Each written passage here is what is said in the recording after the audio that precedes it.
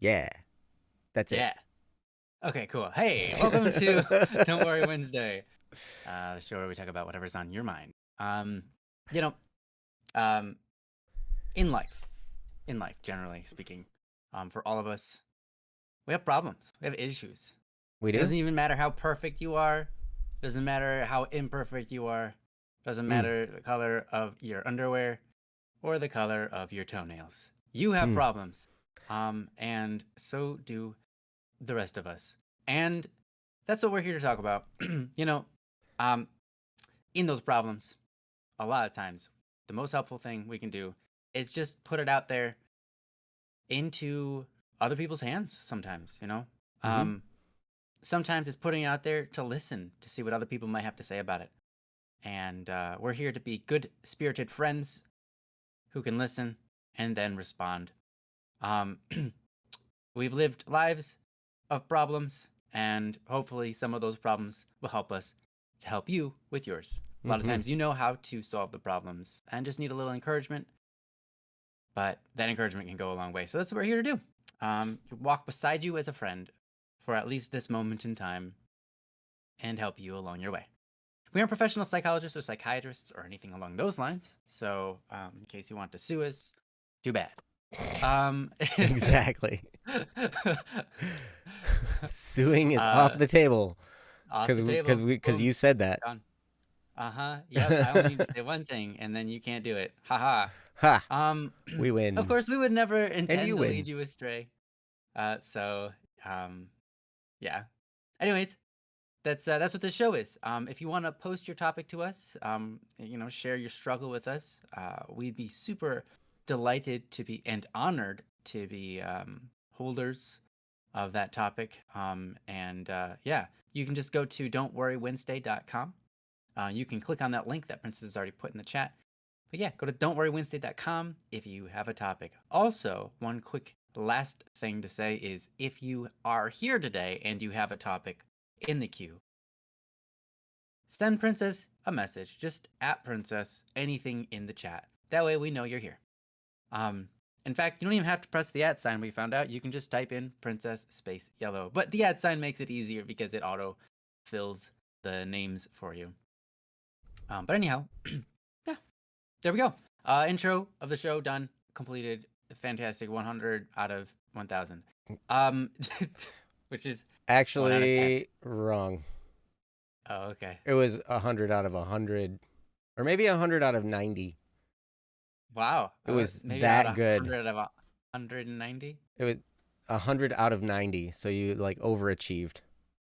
I'm haggling a little bit here. Maybe it's 100 out of like 120, maybe. Nope. This is a bartering system. 100 out of Um, 80. okay, wow. Well, all right. Dang. All right, we'll settle for we're 100 out of 100. we're bartering we're bartering Yeah. in my direction. Yeah, well, how about we just settle for 100 out of 100. All right. How are you guys doing today in the chat? It's great to see you. It's great to be here with you guys. I seriously love this Wednesday show. It's my favorite time of the year every week. Mm. And it's just so yeah, it's just so just so great. My Man, oh favorite man, time of the year Ryan, you happens are every full week, of them right? tonight. I gotta tell you what. Yeah. I didn't even check the um color of my underwear.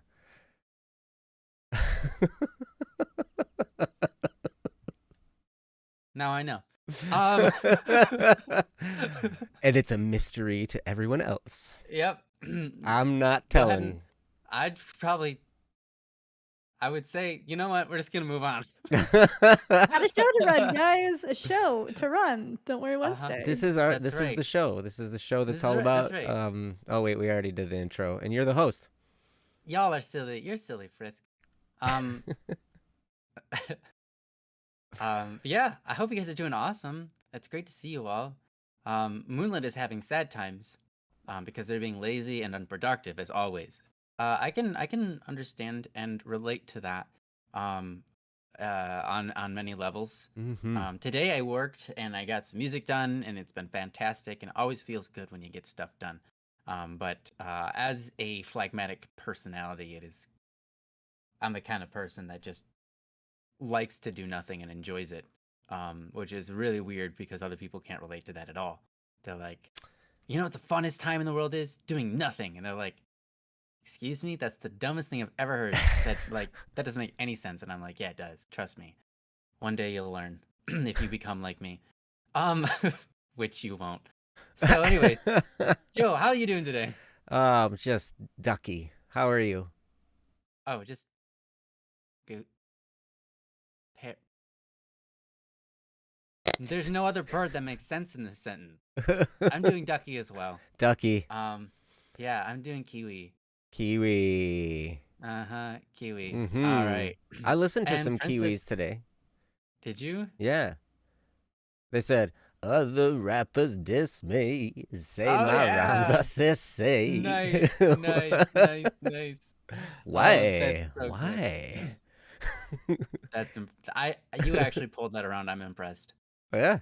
I was like, so you listen to the birds, or you listen to the fruit make some weird fruit sound, and then you actually pull it around to what Kiwi also is. New Yes, Zealanders because are they're called from Kiwis. they're from New Zealand.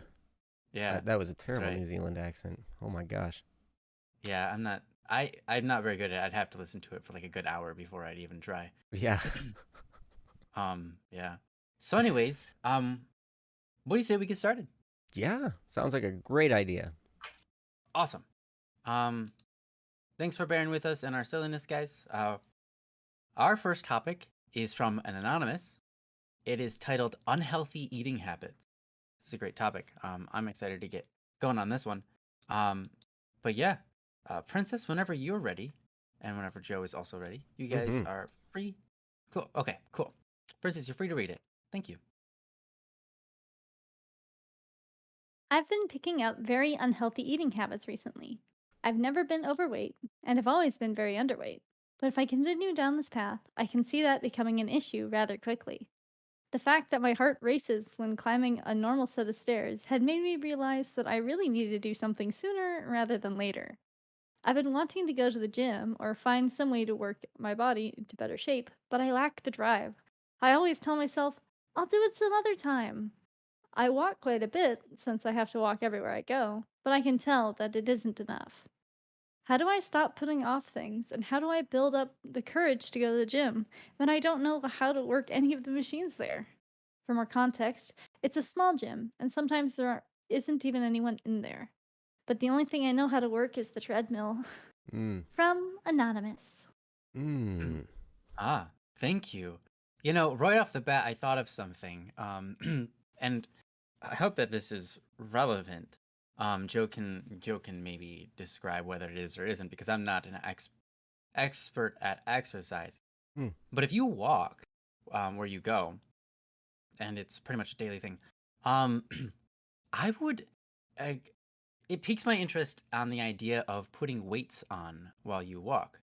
You know, I've heard that some damage can come from putting weights on while doing normal activities. But I'm, like I said, I'm not trained in the industry. But it does pique my interest. What if someone was to add weights to their body? If they're gonna do walking every day, why not make it harder on themselves and then get something out of it, get more out of it? It's just an interesting idea, something that maybe Joe can touch on. I'm not sure. But anyways, yeah, this is a great topic. Eating is, it's an emotional thing as well as a need, as well as a form of entertainment. So it's good to get it right. It is very good to get it right. And then there's a balance there, right? And to strive for that is super awesome. But to encourage yourself to strive for that is a whole nother apple, so to speak. It can be difficult. So getting your mind to work for you in this realm would be very important. To desire the things that are good for your body, not just the things that are good on your tongue. To desire those things within your will, within your heart, naturally would be an awesome way to solve this problem. But that takes some time and some strength and some habit forming. But anyways, I'm gonna get out of the way because Joe's probably got a better way to address this topic than I do. I have my own way, but I've never had to struggle in any way with weight. And most of my good eating habits come from just a longevity of my youth. Mm. Um, so I'm gonna give it over to Joe and see what he's got to say about all of this. Well, thank you, Ryan. I do have some information regarding exercise and stuff like that. I've experienced, unlike you, Anonymous. Well, first of all, Anonymous, thank you so much for the topic, and Yeah. like this is something that a lot of us struggle with, and I had my wake up call a lot, maybe like you are having right now, where it wasn't really. I mean, well, I was overweight at the time, and I was definitely out of shape. Like I remember being winded after climbing a flight of stairs, and I remember getting my driver's license picture taken and looking at that, and then I remember having to tell them my weight when I got my driver's license renewed, and I was like, yeah, there's something wrong with this picture a little bit. I'm overweight. I get winded when I walk up a flight of stairs. There's something wrong, and I need to address this, right? And so finally, it took a while to develop the habit. And then for quite some time, I had a really, really good habit of exercise. Lately, it's been sporadic, but it's still I still tend to exercise regularly, just not as regularly as before. But it's interesting. So I guess there are two things you're asking here, Anonymous, and one is well, maybe three actually. You're talking about eating habits and your unhealthy eating habits. You're talking about the motivation to work out, and you're also talking about motivating yourself to do all of it, right? So you've got the eating habits, you've got the exercise, and then you've got the motivation behind all of this, right? And it sounds to me like you're already somewhat motivated. You would not have asked this question if you hadn't, had some kind of an idea of like what you needed to do or wanted to do to get started. There are some places I would direct you. One is Hybrid Calisthenics. This guy has a YouTube channel, and I don't have it right off the top of my head. But if you're wondering about, let's see. Oh, Princess has a link in the chat, betterup.com. So That's for Sowlace. that's for Saules. Oh, gotcha. Okay. I'll get the other ones though Oh, in a minute. cool. All right. So hybrid calisthenics, if you're an absolute beginner at exercise, you really don't need to go to a gym to exercise. When I got in the best shape that I've been in my entire life, I did not have a gym membership that I used. I basically just worked out at home, and I found different workout programs that I could use and just do at home with no equipment or very minimal equipment, sometimes uncommon equipment. And it's interesting. So, but the hybrid calisthenics guy, he's really awesome, and he will help you as a beginner learn basic exercises and beginner level exercises to get you moving on the right path. If you're already somewhat well versed in doing exercises with just your body and not necessarily weights at the gym, then I would refer you to a guy named Igor Voitenko.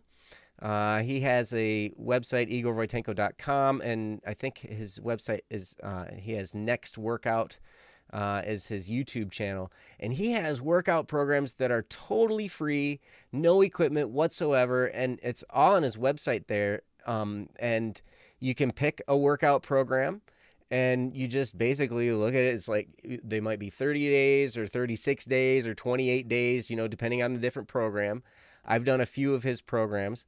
But they're all free, and they're all stuff you can do at home. And it's great because, especially like when I did Igor Voitenko's program, that was the one that really, really made a difference to me in my exercise program, because he just really has a lock on it. And when you look at the guy, he's built like a superhero, right? And so you're just like, holy smokes, like this guy probably knows what he's talking about, and he does.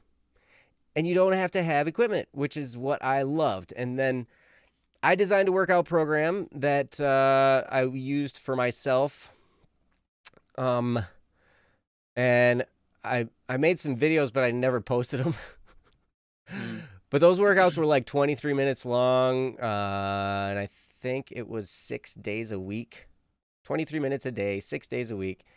And that was, I was like, hey, and it encompassed everything with strength training and with cardiovascular training, and all the stuff was all in there.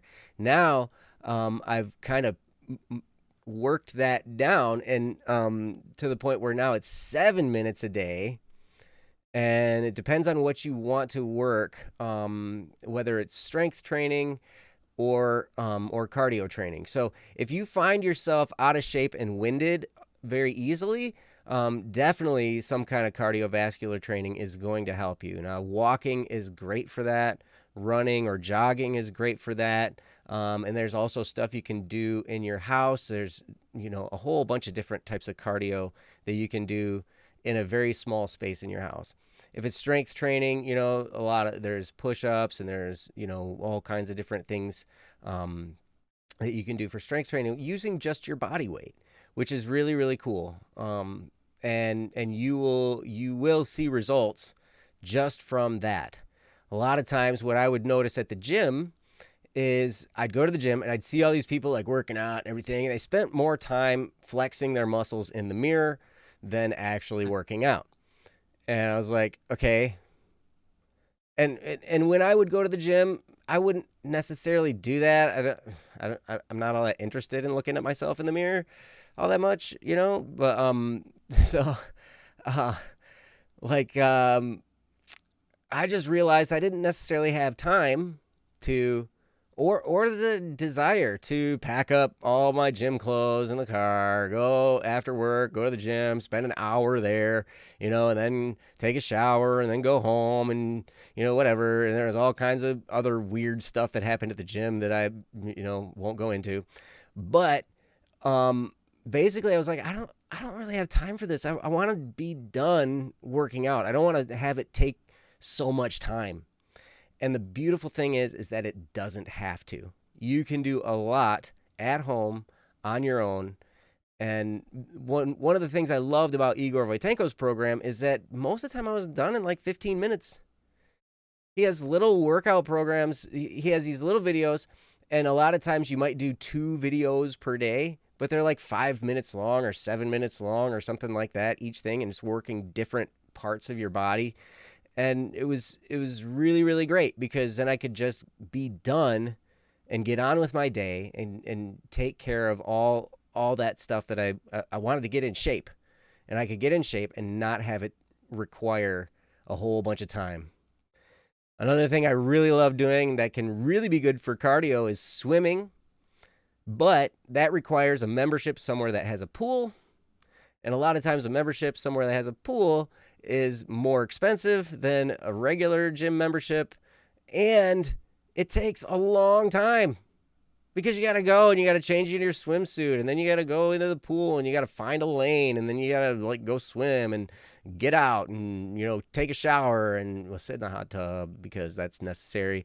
And then then you got to get dressed and go home, and it just takes a long time. I noticed that I wasn't getting other stuff done because I was taking all this time going to the pool, which I really, really enjoyed, but the time expense was a lot.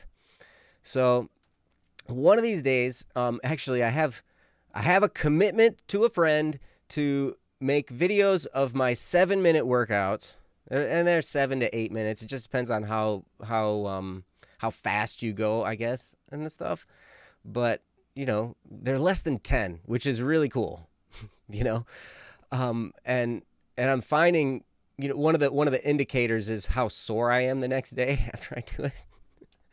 So I know they're effective because I can feel it. I feel tired after I'm done, and I can feel it the next day. And it's not like excruciating, like I can't move, but yeah. Oh, and one other thing, if going to the gym is something that you want to do, but you don't know how to use the equipment, then what I would do is find a time when you can go there and talk to a staff member, because they will be able to help you understand how to properly use the equipment so you're not going to get hurt. But they will definitely be able to steer you in the right direction as far as properly using the equipment. I found that whenever you're using weights, there's more risk of injury because you're increasing the resistance and you're adding to your, you're adding to your workload. And so anytime you do that, you increase your risk of injury. And if you get injured, then it sets you back because then you have to stop, maybe have physical therapy, whatever, right? And that can be bad news. So, and some of the things that you'll find if you go to Hybrid Calisthenics or igorvitenko.com and check those guys out, they will also have nutrition related stuff so you can get the best bang for your buck with what you're eating and properly be nutritious. Anonymous, you said that you're generally underweight. You've never been overweight. If you're looking to increase mass, like increase your size and not be underweight anymore, you will have to eat. It's just a given. You're going to have to eat. You're probably going to have to eat a surplus of what your body requires to survive if you want to gain mass.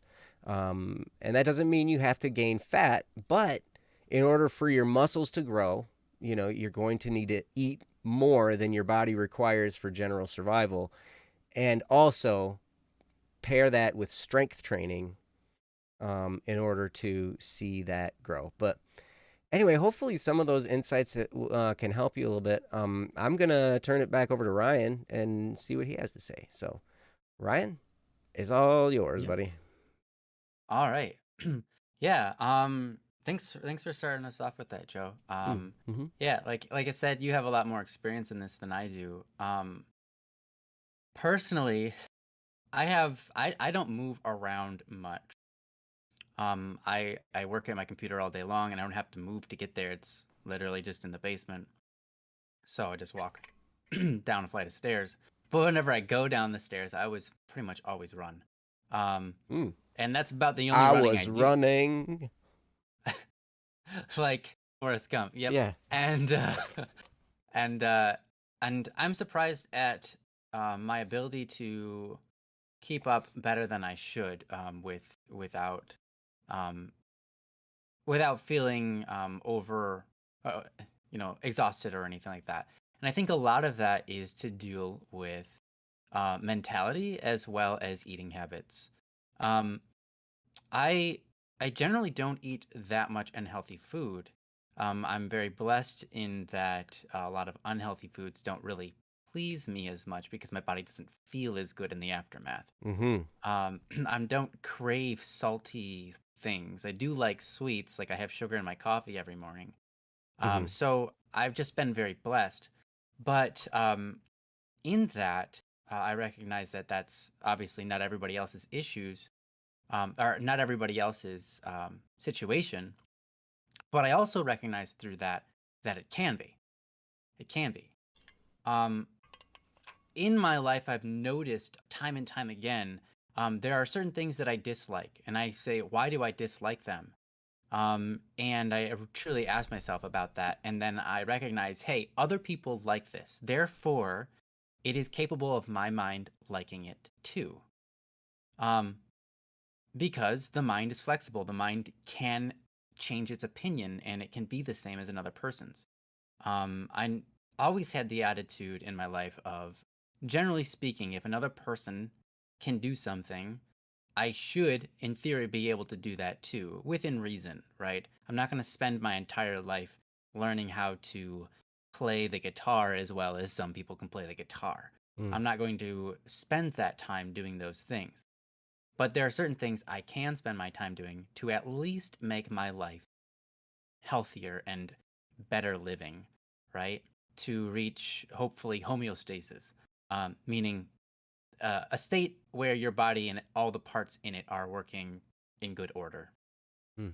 Um, And so I recognize that I myself am capable of changing my attitude and changing my taste towards different things to help me along that route, right?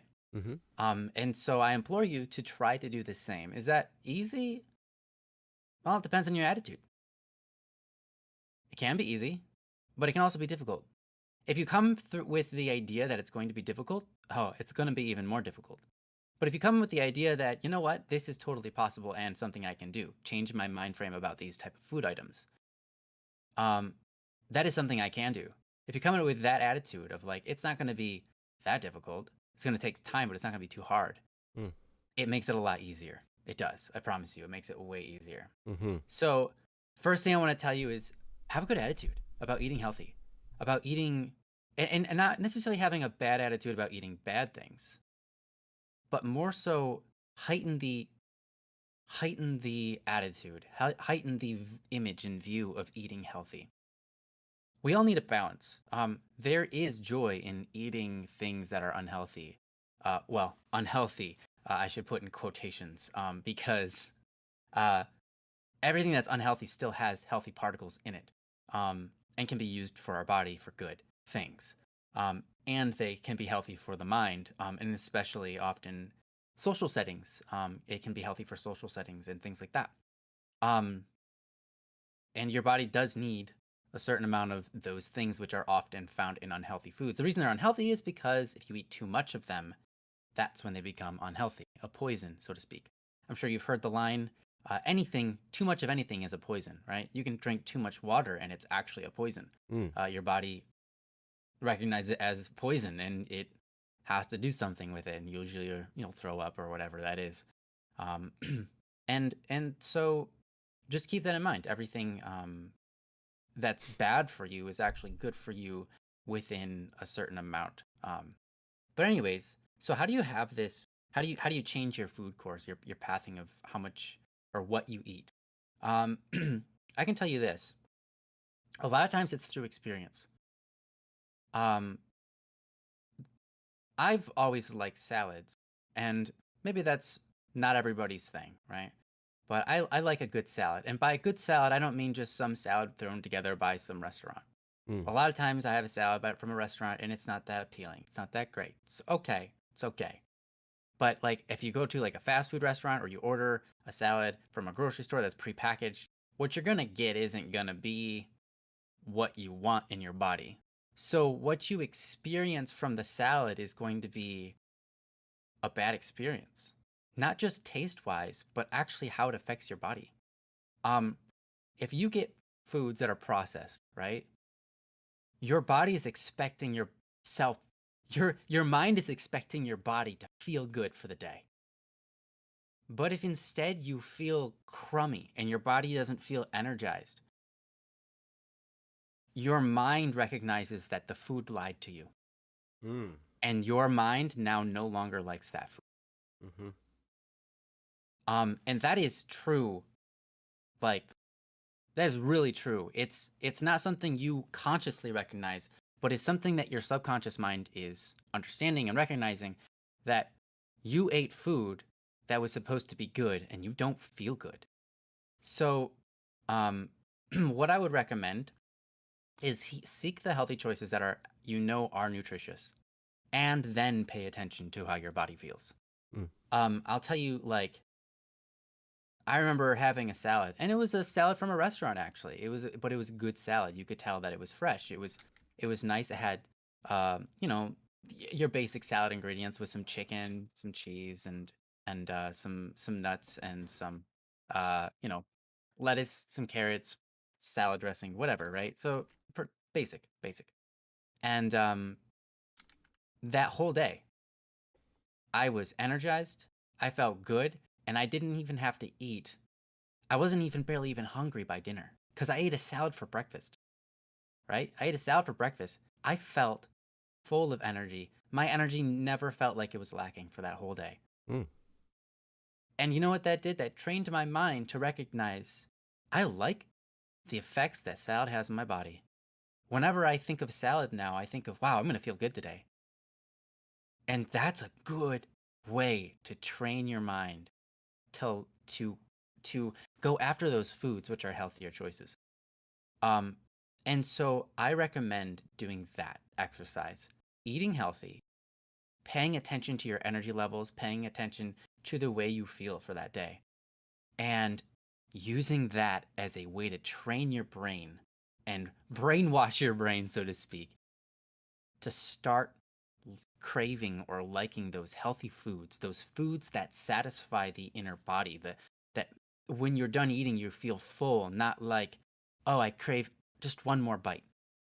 Like if you're eating a cookie or some chips, what happens? Like you eat a bunch and you just you don't stop sometimes. Sometimes it's hard to stop because when you finally finish, you're like, okay, that was my last cookie.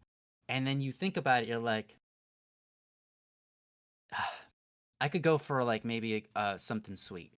And you're like, I just ate something sweet. Why am I thinking that? And it's because of this.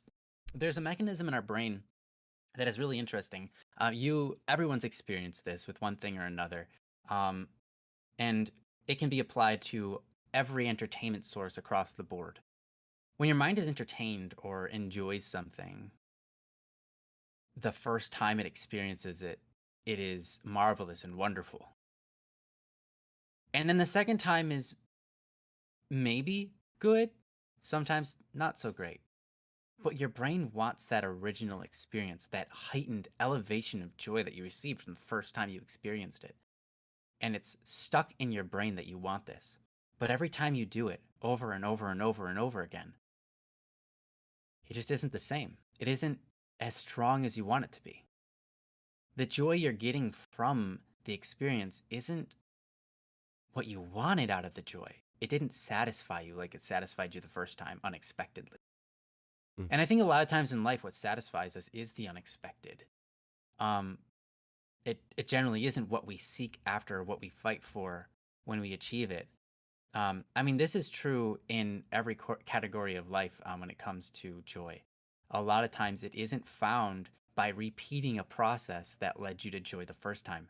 The more times you repeat that process, the less and less joy you get out of it. And so that too is true for food. When you eat a very delicious cookie or a very delicious chip, it's good. And there's nothing wrong with it being good. But you find yourself enjoying it and you want more than it can offer. You want more than it can offer, and so you keep on eating it, looking for more than it has to offer.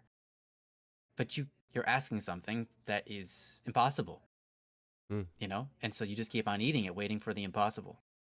And so to recognize that in your eating habits can really help you go, okay, I've eaten 5 cookies. It's not going to get any better than this. It's not. I can keep on eating these cookies and it's not going to get better.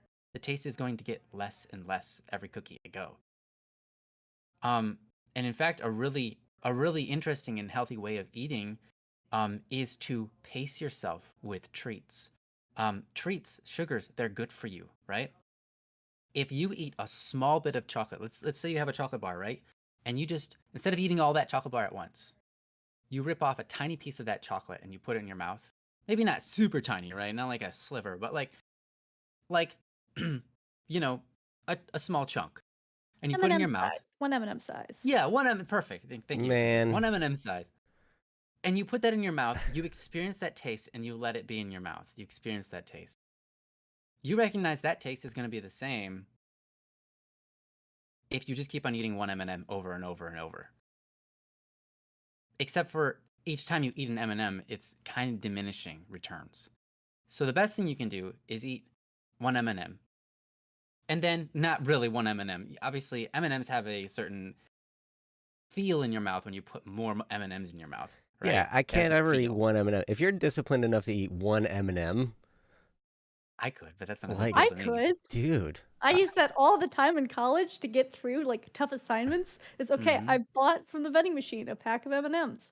I was like, okay, you finish like some small segment, you get 1 M&M. Then you gotta do more, then you can get another M&M. That's how you make it's it a great through practice. all-nighters. What happens is that you've given your brain time to, you've given your palate time to cleanse itself, so that the next M&M feels and has that snap to it, that pow, right? And that's good. That's really nice. Now I understand there is like Joe and I were talking a couple weeks ago about Smarties. They come in packages of like 15, and we him and I kind of went back and forth between how to best eat them to enjoy them to the maximum capacity. And Joe said for him, he had been putting the whole package in his mouth at a time. And I said, you don't have to do that. It's the same taste if you have just one versus all of them, but the feel is going to be different. I recognize that. So what he ended up with is five, right? Was Was that it it? 5? I don't remember. I think it was 5 because the package was 15. You could split it into 3 sets, so you can get 3 times his happiness out of one package of Smarties by putting 5 in your mouth and letting that do its thing, and then waiting.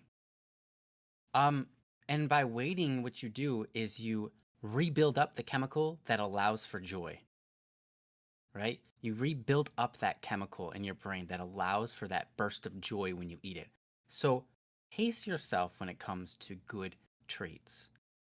Come with that mentality towards good treats, and your overweight problems will be less extreme because you aren't eating a bunch until you're waiting to be satisfied by something that can't satisfy you. I mean. So yeah, that's my thought about food. Have a good attitude about eating healthy. Experience the healthy foods and how it interacts with your body and how your body interacts with it. Pay attention to that and allow that to encourage you to enjoy good foods. Mm. And by good foods, I mean foods that are good for your body, foods that are satisfying, foods that when you finish eating them, your body doesn't go, oh, I want more of that. Your body goes, oh, that was satisfying.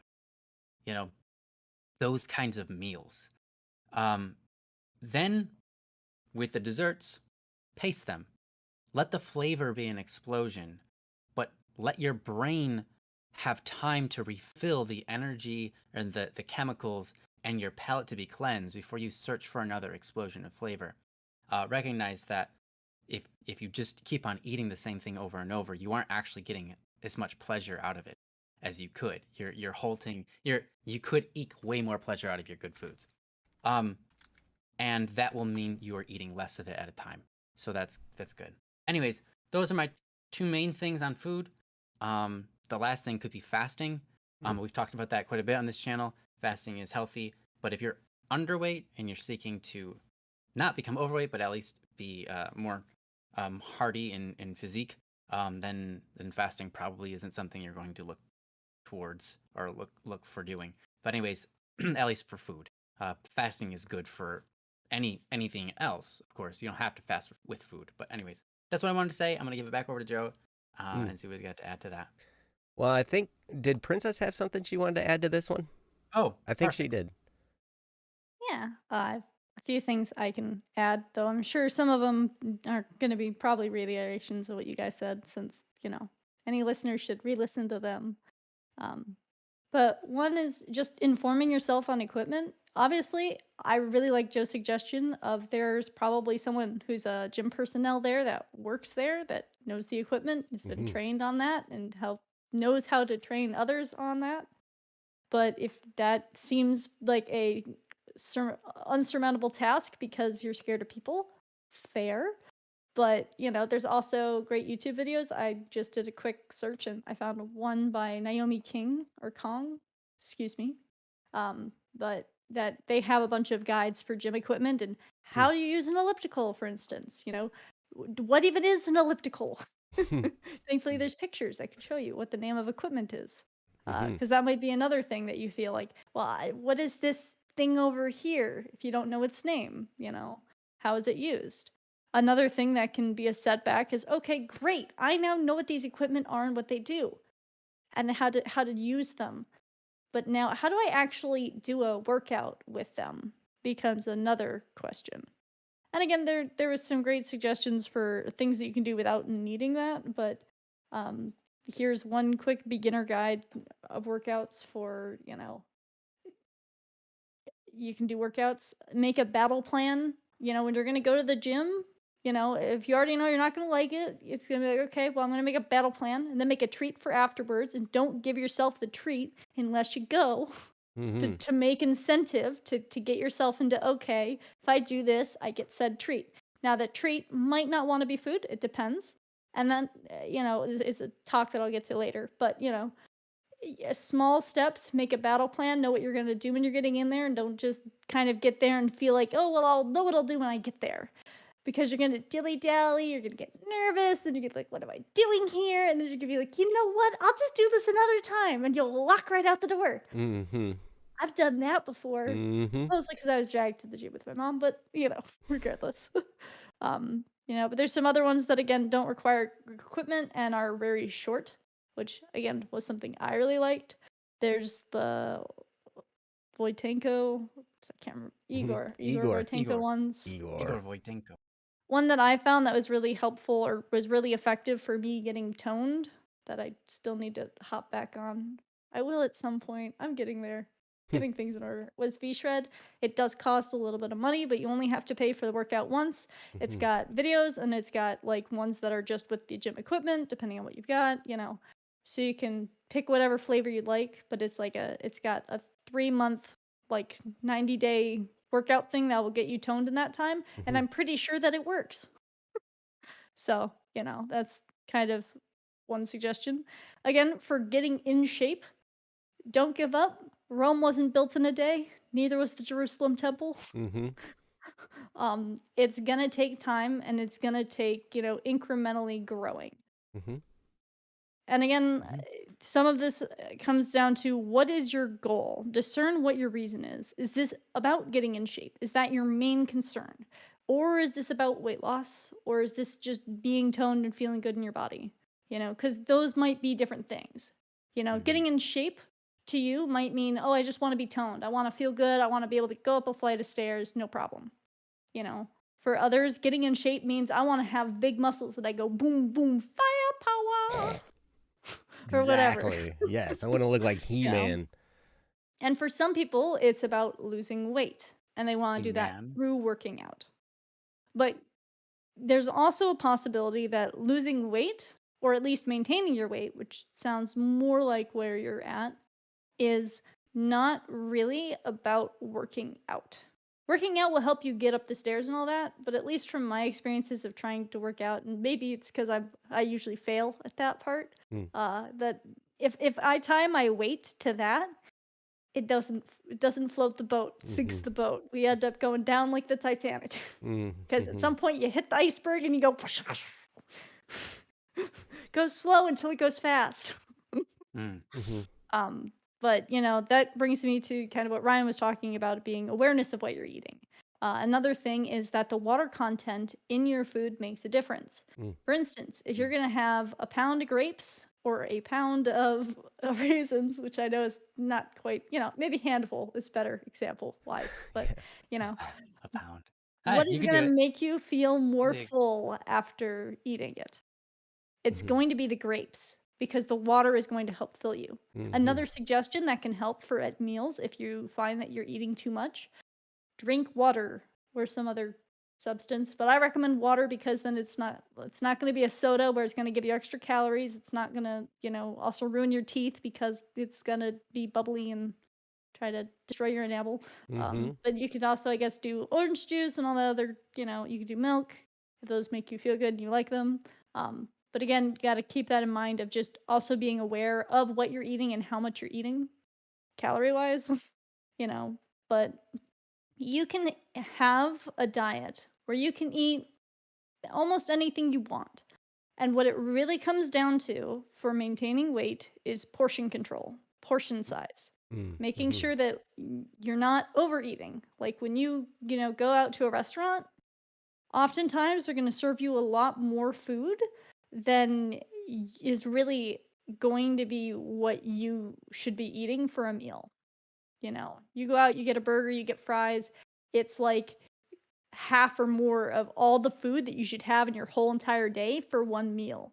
And usually after you have it and it's yummy and delicious, then you're kind of like, but you know what? I still want to have breakfast and dinner and maybe a late night snack or a snack in between, and that can cause problems too. So one of the things I found, which it can be free, though you can pay if you want the psychology part of it, is Noom, which I found was actually really helpful. I know there's also Weight Watchers and probably some other apps out there that basically do calorie counting type things, but I found that Noom was the most helpful because it wasn't about limiting certain things or Mm. prioritizing certain foods, though you can do that. It was about kind of general groups, what foods have a lot of, more water content, some water content, not a lot of water content.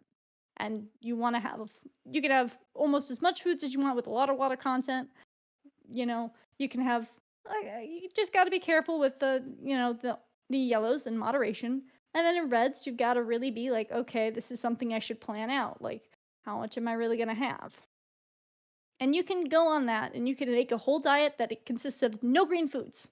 And by green foods, I don't mean literally green foods as in like lettuce and stuff. It's got other stuff, but you could make a whole diet that doesn't have a ton of watery foods and still make your goals.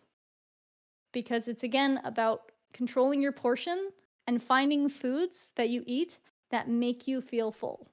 And again, I find water helps because just as water added to your food makes you feel more full, so does eating water at a meal make you feel more full so that you don't eat as much food. Mm. It's also good for hydration, which I Mm-hmm. think none of us are particularly grand at. If you're grand at it, kudos to you. Good job. Keep it up. I'm not good at it. I'm not sure either. Me neither. So I believe that is all that I've got on there. So Awesome. that's my notes. Thank you, Princess. Mm-hmm. You're awesome. You're awesome Indeed. too. All y'all. Thank you.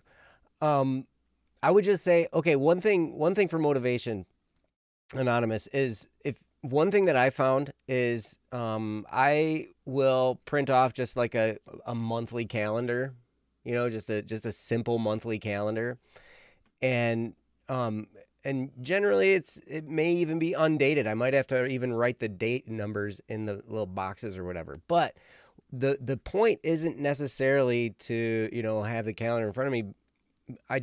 All I do is this is a special calendar for whatever habit I'm trying to incorporate into my life, whether it's exercise or eating habits, whatever it is. And any day that I actually do the thing that I'm planning to do, I just put an X over that day on the calendar. And it's a really, really simple thing. It's really simple. But I find that is one way where I make a commitment to myself and I'm like, all right, now I have a calendar in front of me and I'm just going to put an X on the day when I do that thing, when I exercise or whatever. And then what happens is you end up motivating yourself by looking at that calendar. Now, here's the key.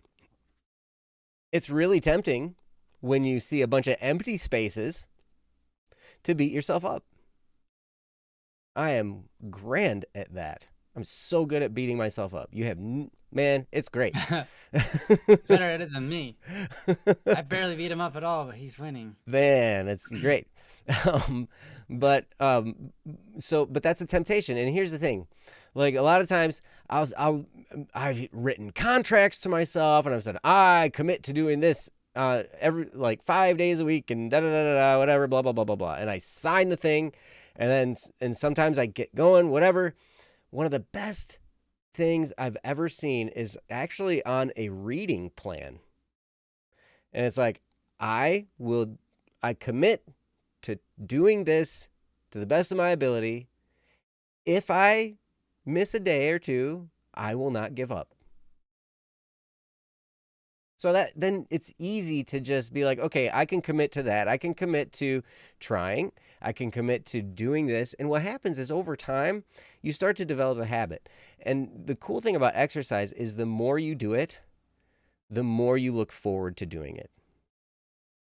You do it for a week and you might hurt a little bit. You might be like, oh my gosh, I'm not used to this, right? But then after maybe the second week even, you start to be like, I kind of enjoy this. I look forward to this. I'm starting to see results. And another thing that I've seen with a lot of workout programs is they have you take a picture of yourself every 2 weeks. It seems like 2 weeks is kind of the spot where they're like, okay, take a picture of yourself every 2 weeks so you can see your progress. And that has always been a really good motivator for me as well in a lot of these things, because you start to see how you are changing. You start to see how you're building, how it's working for you. And you will start to see results if you do this regularly for a couple weeks.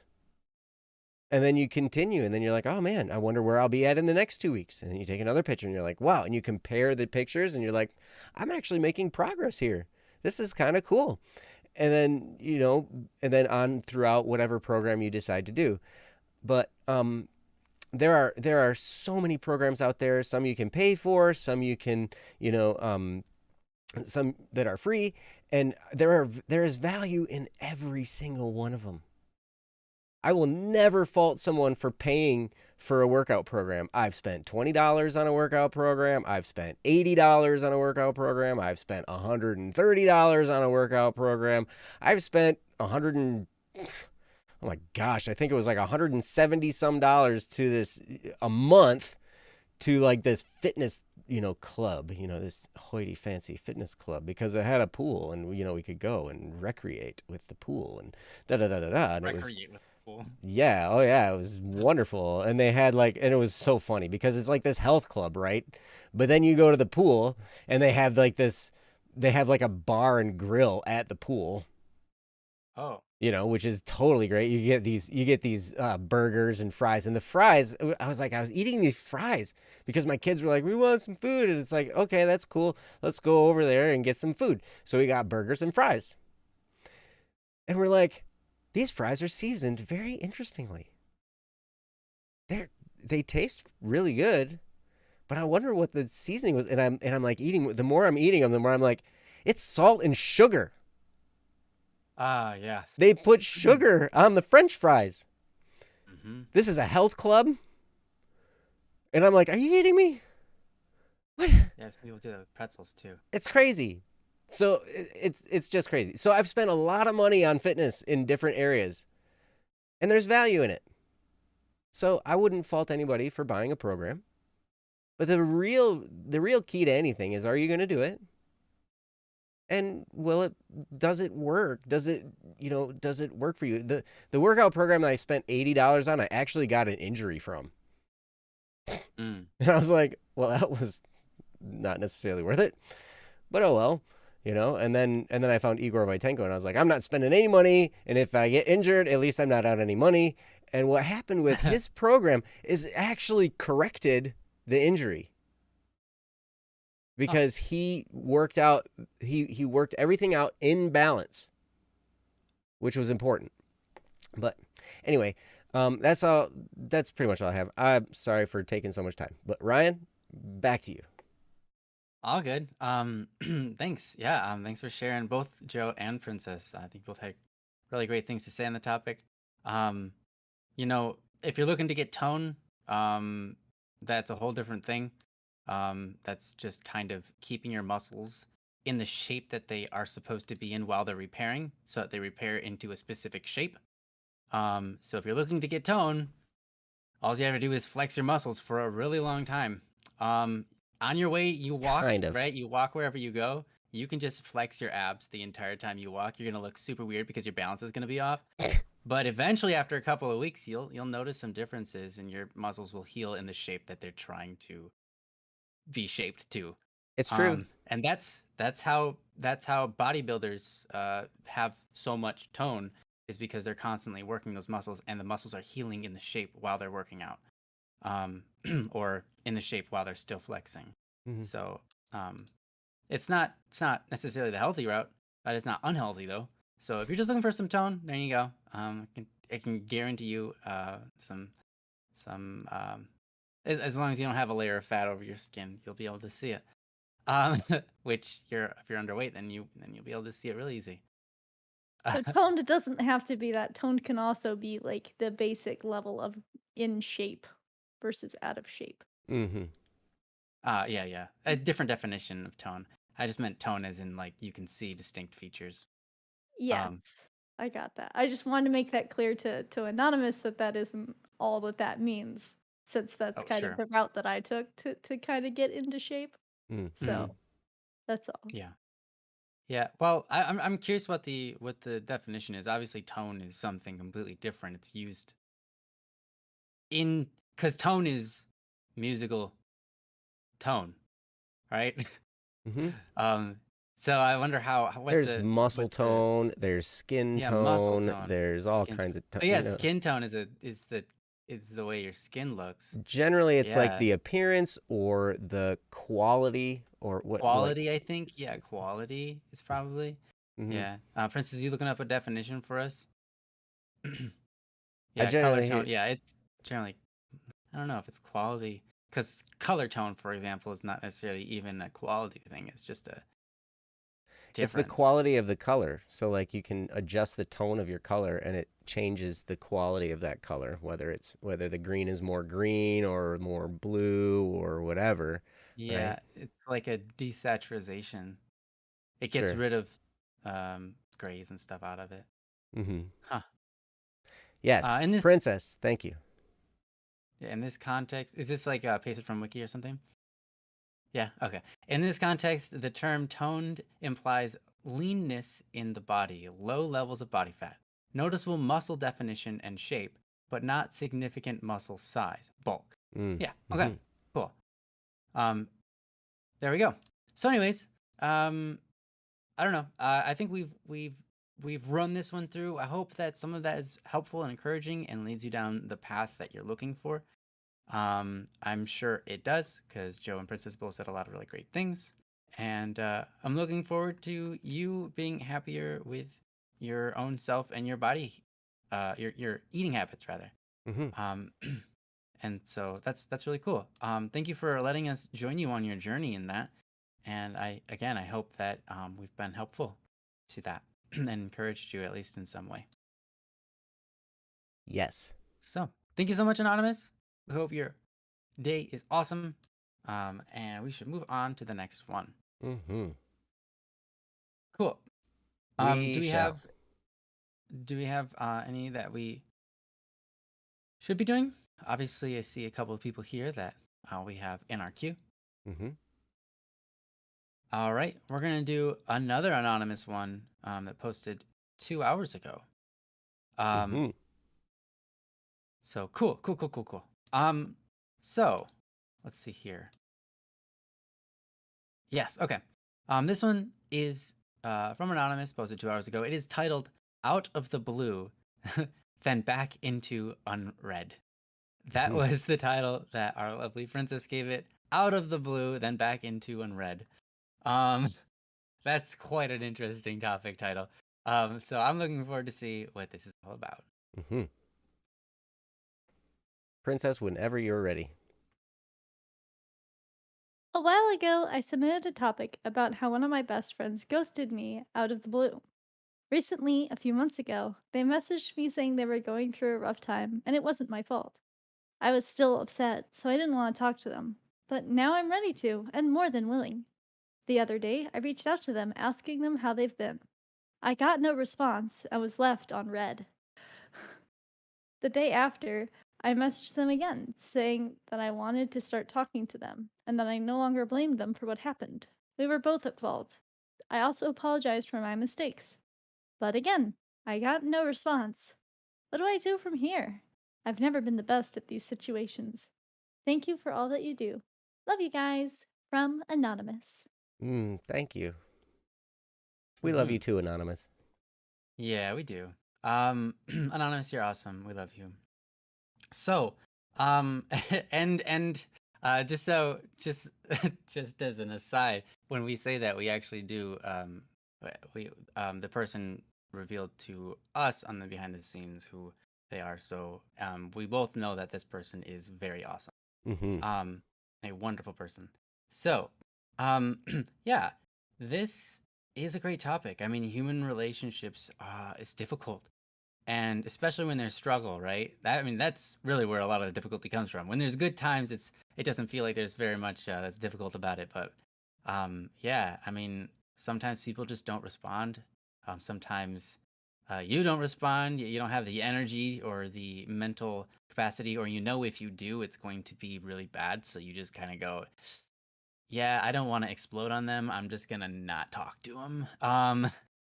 Things like that can happen, and so you know, I think that it's not what you're going through it isn't rare, but it is something that's worth addressing and worth trying to figure out. And so yeah, we love you, and we hope that we can do this one well enough for you that at least in some way you can be pleased uh, with your circumstance and move it forward. So anyways, with that said, I'm gonna give it over to Joe and see what he's got to add. Mm.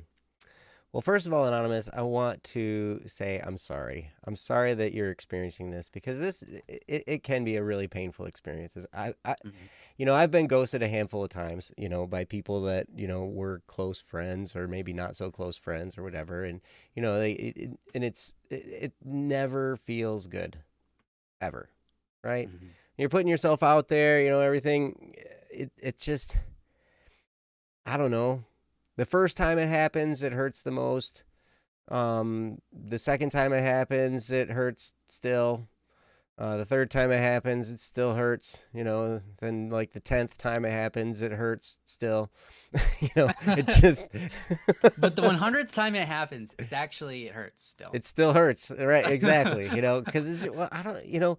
We just feel, Anonymous, like we're being disrespected, disregarded, whatever, like we're not important, all these kinds of things. And I had actually, Anonymous,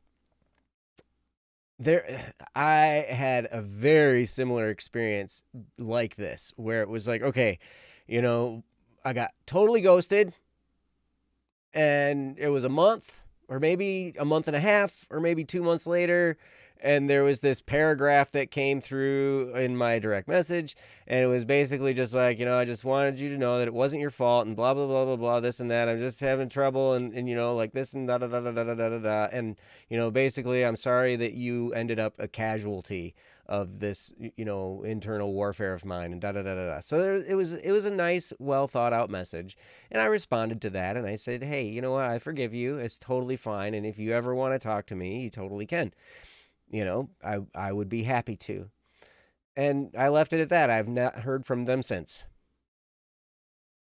And the crazy thing is I was talking to this person daily. Like, we were helping each other through, I met this person in a narcissistic abuse recovery group.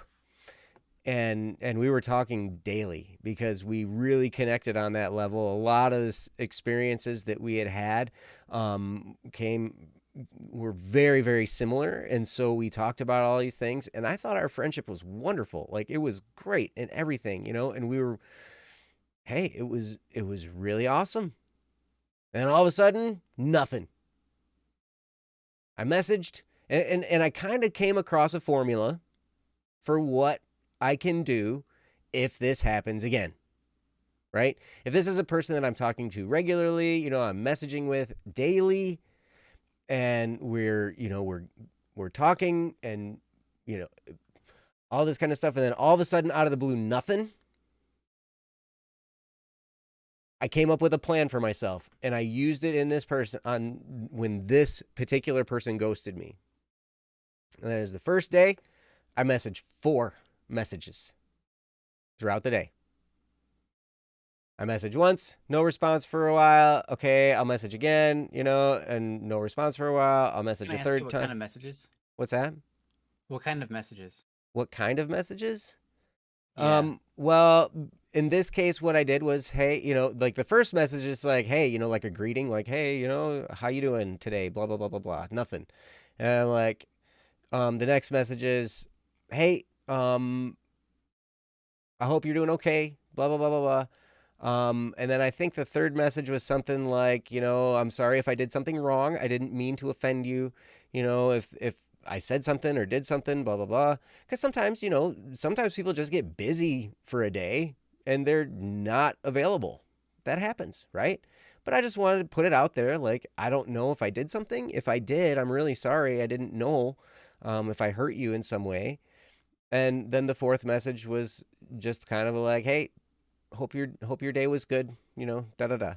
The second day I'll send 2 messages, which is just like the first message will be like, hey, how's it going? Blah blah blah. The second message, hope you had a good day, da da da. Just try and keep in contact, whatever. And then the third day I'll send 1 message and then skip a day. And then on the 5th day, I send a message saying, hey, if I did something to hurt you, I'm really sorry. I hope you're doing well, and you can feel free to message me anytime. And at that point, I just left it alone. And then I never heard back from this person for, like I said, a month and a half, whatever. And then finally they sent me the message, of what I described, very, very similar to yours, where it's like, hey, I was having a rough time. I'm really sorry. I ghosted you. I don't usually do that, but blah, blah, blah, this and that and the other thing and whatever. So when I had that formula, I was just like, well, that kind of worked, because part of messaging with someone is, part of what helps us to feel good when we message somebody is the reaching out to them. And not getting anything in response can hurt, and it does hurt, right? But then over time, I basically put together this systematic way of letting go. For me, I felt like I had to let go gradually, because it kind of eased the letdown, if that makes sense. Because it still made me feel good to message them when I sent the message, because I felt like I was reaching out to them. I was sending love their way, what best I could, best I could try. And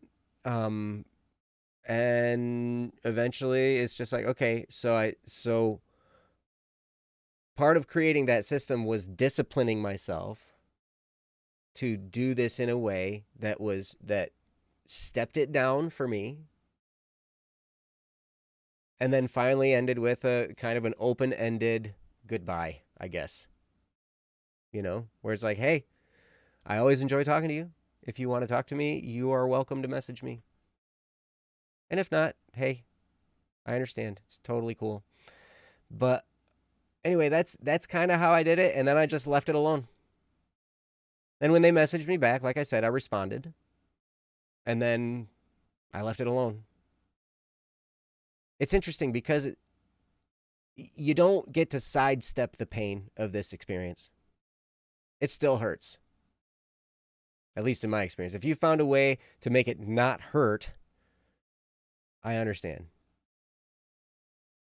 And if you do, message me and help me understand. I should say. Because anytime someone's ghosted me, it has always hurt. But I don't know. Some people probably would say if somebody ghosts them, they're able to just be like, message them day one, and if they don't respond, just let them go. Just be like, okay, whatever, Some people might get really angry and just say, you know what, forget you, or, whatever. And then if they do message them back eventually, they'll just be like, they'll just ignore it. Or block them. Or whatever. People respond to things all kinds of different ways. But I never wanted this person to feel like, I didn't like them anymore, that I hated them for doing it or whatever, because I didn't. It just hurt, right? Didn't mean that I didn't like them. But Anonymous, in this case, it sounds to me like you've responded. They came back and you responded to that. And at this point, you've already gone a long time without talking to them, when they ghosted you. And it went for a while. And then they messaged you back to say it wasn't your fault. They were just going through a rough time.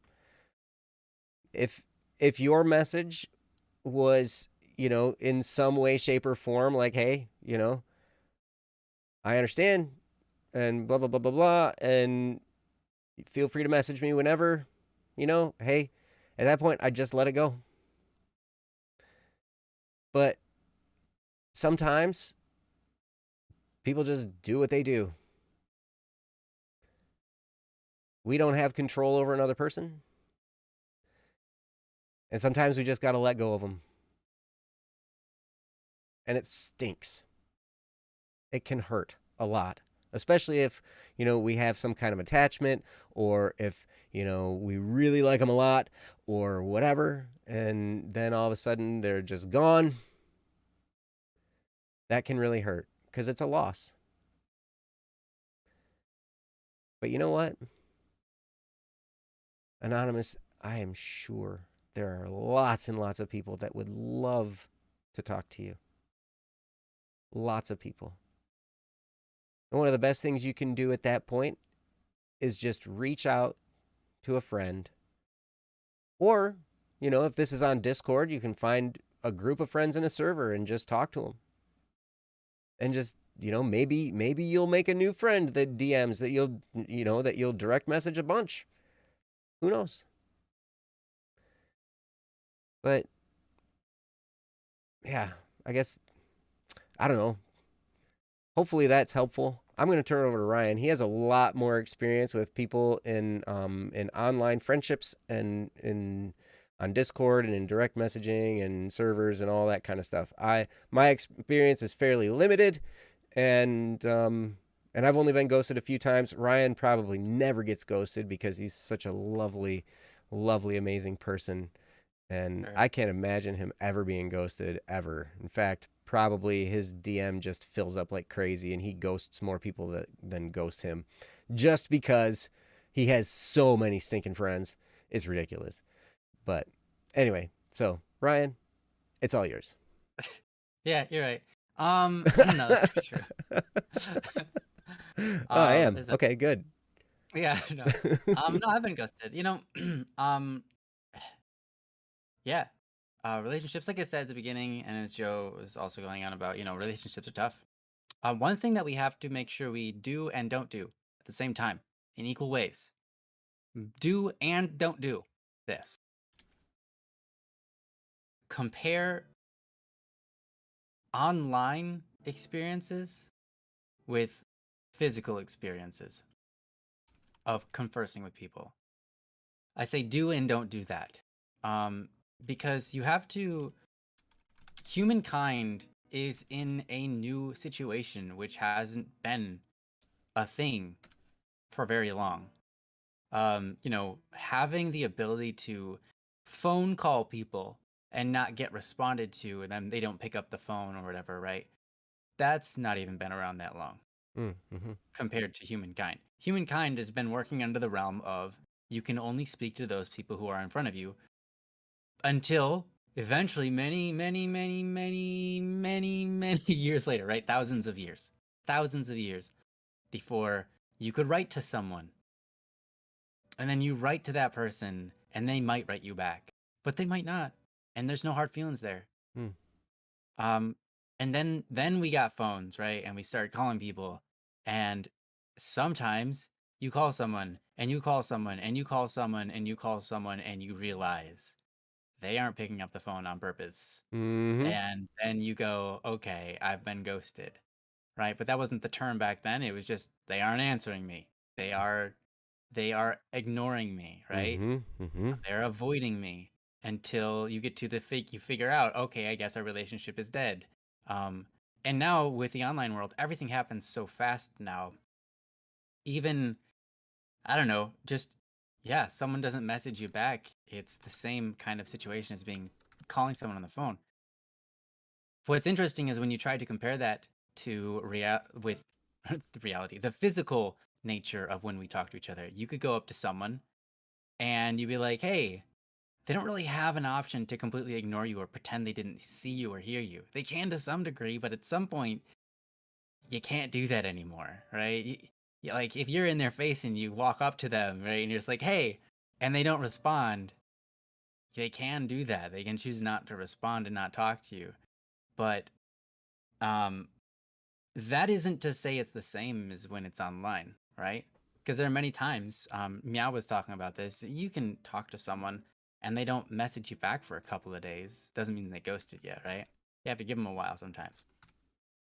And that's just how it is. The internet's a new, fascinating kind of different thing when it comes to communicating because there's a lot of, I mean, a lot of times the physical, you can't read someone's, um, what do you call that? Physical communication. What do you call Body that? language, Body language. non-verbal. Thanks.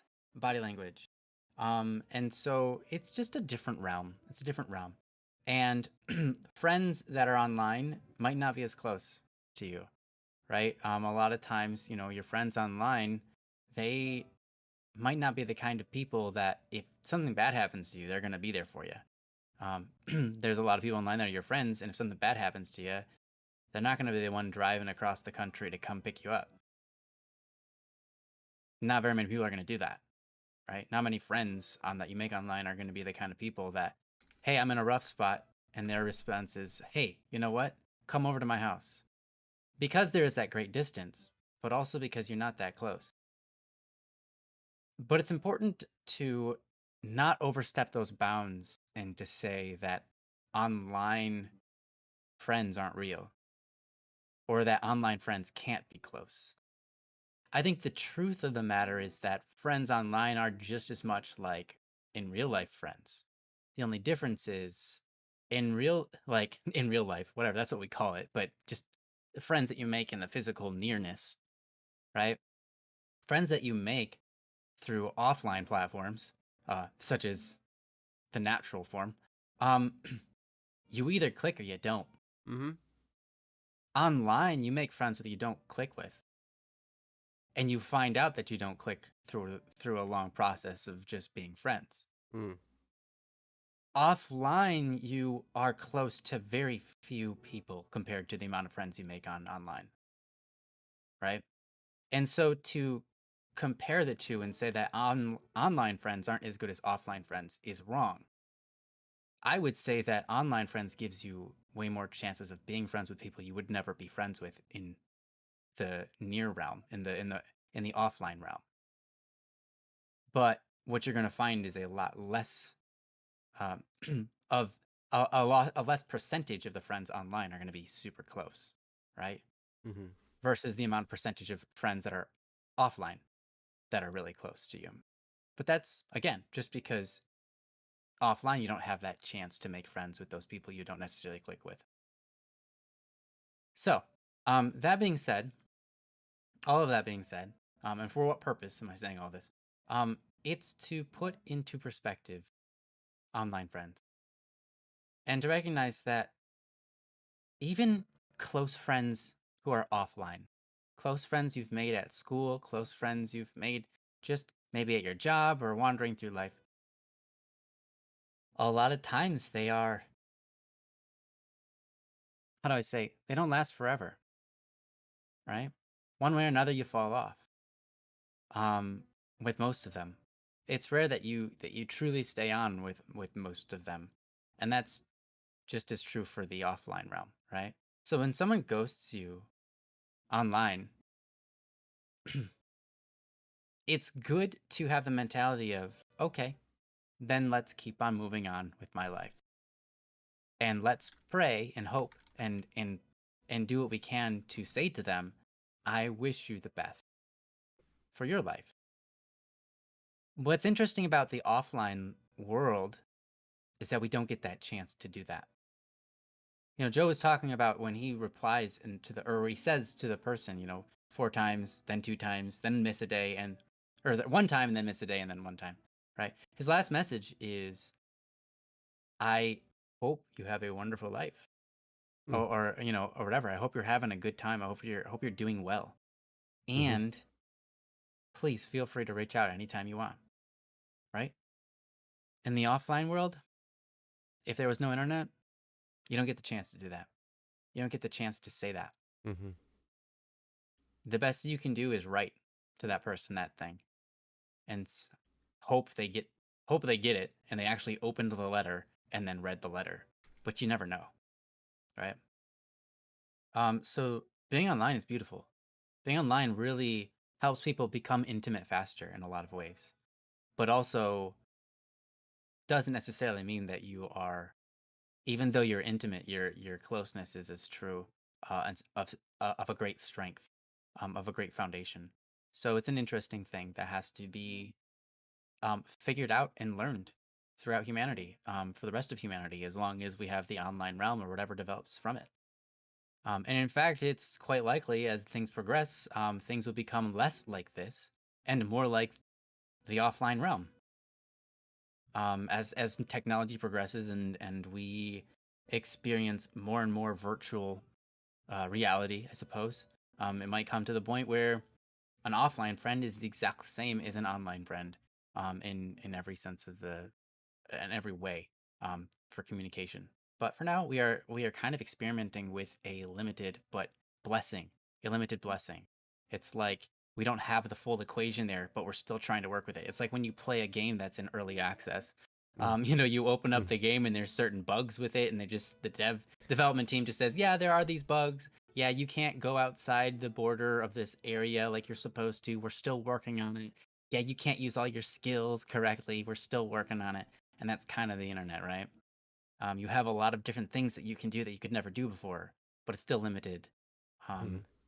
um, in comparison to possibly what reality is or what offline experience can be. So cool. Um, I just want to say all that so that we can look at our online friends and recognize them as true friends, and that when you experience someone who ghosts you, being online is a blessing because you can say those things to them. Mhm. And the best thing you can do is say those things. I have a person that ghosted me last year. They ghosted me for like basically an entire year, a very, very close friend of mine.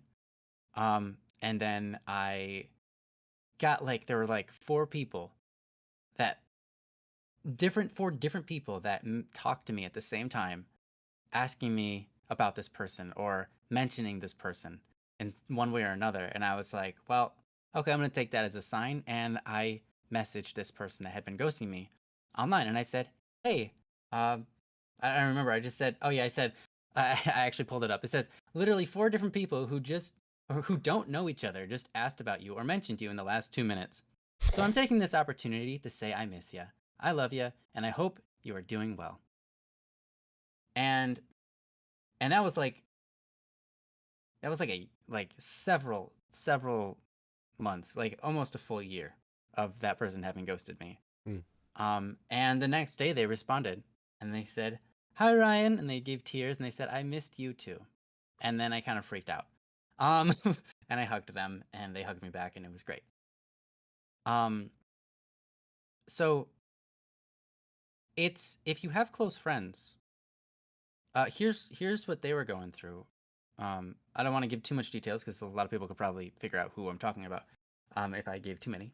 But they were kind of going through a situation in their life where they basically kind of went emotionally dead and didn't want anything to do with anything, right? Mm. Mhm. And they lost all of their desire to work. They lost all their desire to be creative. They lost all their desire to do anything, and they kind of just laid around in bed, except for when they had to get up to eat and were forced to work, because you had to make money so you can eat. Um, but they kind of just went offline and didn't talk to anybody for a very long time.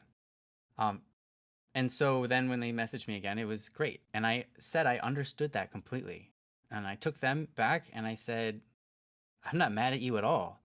To me, my experience in that is like God's experience in the prodigal son.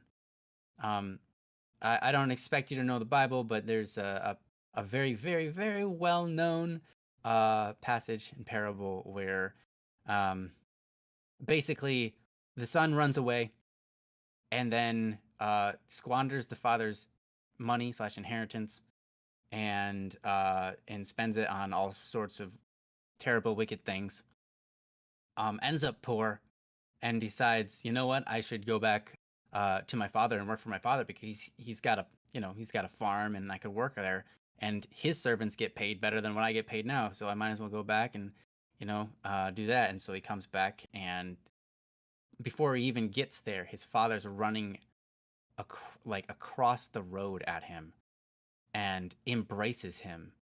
And he says, Dad, I've done all these stupid things. I'm sorry. Um, I don't deserve you to call me your son. Don't call me your son. I just want you to hire me as a servant, and I'll work in the fields for the rest of my life. Because that's what basically that would be more than what I deserve. And the father says basically like, be quiet. You are my son, and I'm so happy to have you here. And he robes him in his finest robes, puts a ring on his finger, gives him a party, throws a party for him on his return, right? And that's kind of how I felt about my friend who returned to me after ghosting me. Were they right to ghost me? No. Did they, by ghosting me, do a bad thing? Did they do an inappropriate thing? Yeah, they kind of did. But when they came back, what was my response? My response was the experience of what God experiences when someone comes back to them, which I'm blessed to have that experience, and I only know to experience it that way because God taught me. But here I am to explain it to you. If they come back to you, accept them with open arms and say, hey, I'm just so happy that you're in my life. I don't care about the rest, I'm just so happy to have you in my life again. Who cares if you ghosted me? Who cares if you did bad things? Who cares about the stupid things we said to each other, the mistakes that we made? The thing I care about most is that you're here with me in my life, right? And that's a beautiful thing. And that's the thing you should be thinking the day that they ghost you. Or at least from now on out. Now words on out. So when someone ghosts you, think about the day that they might return and plan for that. Speak to them as though you hope their life goes great and you just really hope they come back to you someday. Speak to them with love. And whatever happens, happens. In life, especially in the offline world, people go away and we don't get to see them ever again. And what do we have to gain from all of that? What's beautiful about that is this. When we love someone, we grow inside of them and they grow inside of us. We change in some small way who they are and how the rest of their life is going to play out. This is true. When you enter into someone's life with love, their life is transformed by that. The way that they think about things, the way their humor develops, the way that they interpret or perceive things, the things they think about, the memories they have, who they become, their virtues and their vices. All of those things can be shifted by you. And if you act with love, those things shift in a positive way. And so, even though someone can leave us and ghost us forever and never come back,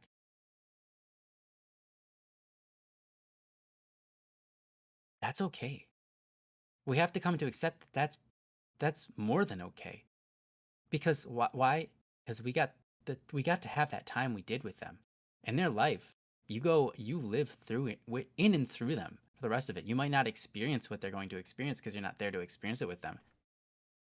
But the experiences you had with them changed those experiences for them. And that's beautiful. So ultimately, what I hope that I can do, I hope that I am doing in this monologue, is help you to perceive being ghosted a little bit differently. Being ghosted, don't look at it. Is it an offense? Yes. But when you look at someone ghosting you, I don't want you to see them and react with a poor attitude. React with a loving attitude. When someone ghosts you, don't put it up inside as though they've wronged you and now you've got a grudge against them. Don't look at it as though it's a bad thing, actually, at all. Instead, look at it and say, it is what it is. And I made good with what I was given. I made good with what I was given. Because that's all you really get in life. That's all you ever get in life. You only get in life what you're given, and you get to make good with it. Or you don't. But if you were friends with someone, chances are you were making good with it. Right? So you made good out of what you were given. Be thankful for that. You don't have to cling on to someone. You don't ever have to cling to someone for your life to be happy. You don't ever have to cling on to someone and hope that that relationship goes well for that relationship to have been good. A relationship can be good and end good. It happens all the time when people die, right? In my understanding of the world, it's halted and will resume if both members meet heaven. But that relationship at that time ends when someone dies, and it's tragic. It feels bad. It hurts. It hurts. Just like when someone ghosts you, it hurts because there's this emptiness where you want something to continue, it no longer continues. Much like a good story that meets an abrupt end can sometimes leave you feeling empty, like, hey, there's something that should be continuing, but it doesn't continue. But with the person, it's a lot more deep and a lot more intense, right? So I think I want to aim you in the direction of be thankful for what you have and what you had. Because it doesn't matter going forward, because you can't change going forward. All you can do is say a message from time to time and see if they ever respond. But if not, know that you've made good with what you were given. And that's all you really can do in life. That's the best thing you can do in life. And you've done it. So be satisfied. Ultimately, be satisfied. When someone ghosts you, don't feel dissatisfied with yourself. Maybe you can at first, but when time comes, allow it to be and say, you know what? I'm satisfied. I'm satisfied. Because when you're satisfied, you don't have that unnecessary pain.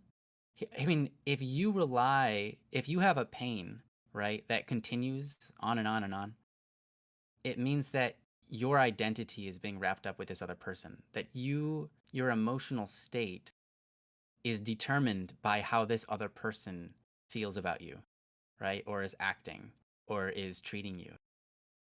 And that's not healthy, right? Because you can't control what they do, but you're allowing them to decide for you whether you are happy or not, right? That's not healthy, clearly. So the best thing you can do is, if you notice that, is to rid yourself of that and say, you know what, I am satisfied with what I had. It's not their responsibility for them to take care of me. It's not their responsibility to talk back with me when I message them. It actually isn't. Any amount that they do is a blessing. Any amount that they don't is completely neutral. It's not a sin to not message someone. It can be under certain circumstances, yes, and it can be wrong, but ultimately, any amount that they've messaged you in the time that you've met them and known them has been all blessings. Something they didn't owe you, but have given you anyways. So if you can recognize it that way, you can start to understand that maybe them ghosting you allows you to continue on with your life. And you got to reap the benefits of them and their personality and their existence and what they got to share with you while they were with you. And that lives on in you. And you can be thankful for that. And you don't care about the rest, because the rest is yet unspoken, unwritten, undecided. But to cling on to it in such a way that it hurts emotionally, that it physically hurts, is too much. You've done yourself a poison, right? We just talked about in the last thing. Too much of anything is a poison. And too much dependency on someone for your own joy or your own emotions. If you have to have a good relationship with this person or else you're not happy, right? Then that's not good. And so it's definitely time to let go and become a stronger person that can rely more on yourself and have a better relationship with other people around you by not leaning on them too much, for them to make you happy, and recognize that it's your job also to make them happy. And it's not necessarily, but it's not your responsibility, but that's something you can do, right? Mm-hmm. Something you can do is try to make them happy, but something you're not responsible for is their happiness. And so, yeah. Anyways, I've said a lot and it's been kind of cryptic, but not too. It's just been hard to. It's not trying to be cryptic. It's just hard to completely speak about. Articulate. Articulate that. Thank you. That's the word I'm looking for. Hard to articulate. Um, Mm. but yeah. There we go. So that's what I got. Joe, do you have anything you want to add on to that? Not really. I think you nailed it, Ryan. But I do want to reiterate something that you said um, earlier in what you were saying, and that it is okay to mourn the loss. Mm-hmm. It's definitely okay. Yes, it is true that if we have an unhealthy attachment, that mourning may last for an inordinate amount of time.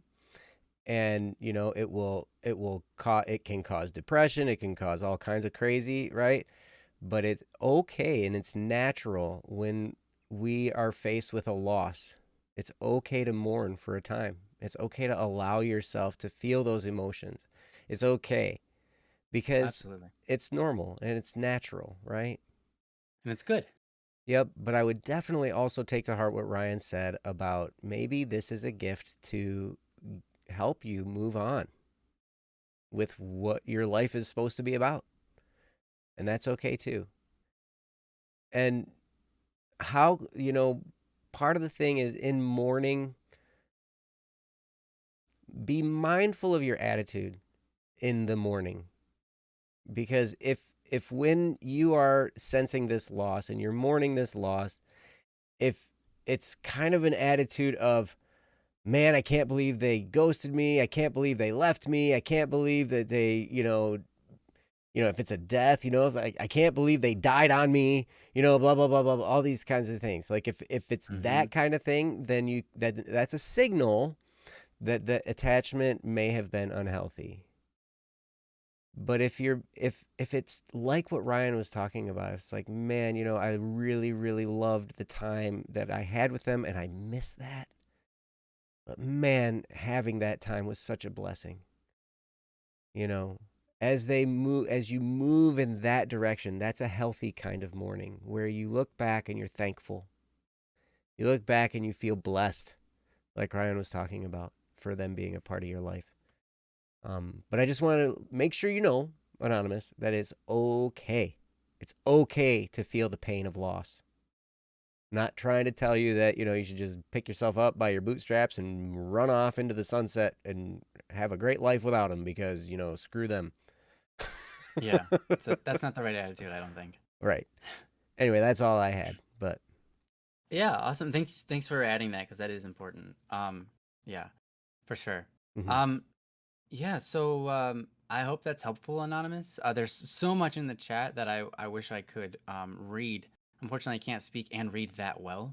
Mm. In fact, I would say it's my proficiency at speaking and reading, two different things at once, is about a 0. And so, but I saw there's a lot in chat that I really want to catch up on. So I hope I can at some point. But thank you guys so much for being in the chat. I love you guys. You guys are awesome. Ash, thanks for Mhm. changing your name to something that I can write without having to copy paste to get your attention. So anyway, sorry. Yeah. Thank you so much, Anonymous, for this topic. And Mhm. we wish you all the best in getting through and over um, different forms of grief and understandings of when someone ghosts you. And I think you've done all the right moves in asking them if you did something wrong, and then just spend time thinking about them as a blessing. You can write to them about it, and then let that be the end. I think one thing that Joe does that's really helpful is that he makes a game plan. And by making a game plan, what you do is when you finish the game plan, you feel satisfied. Like, okay, I did my part of the deal. I did Mhm. what I said I was going to do, and Yes. now I can move on.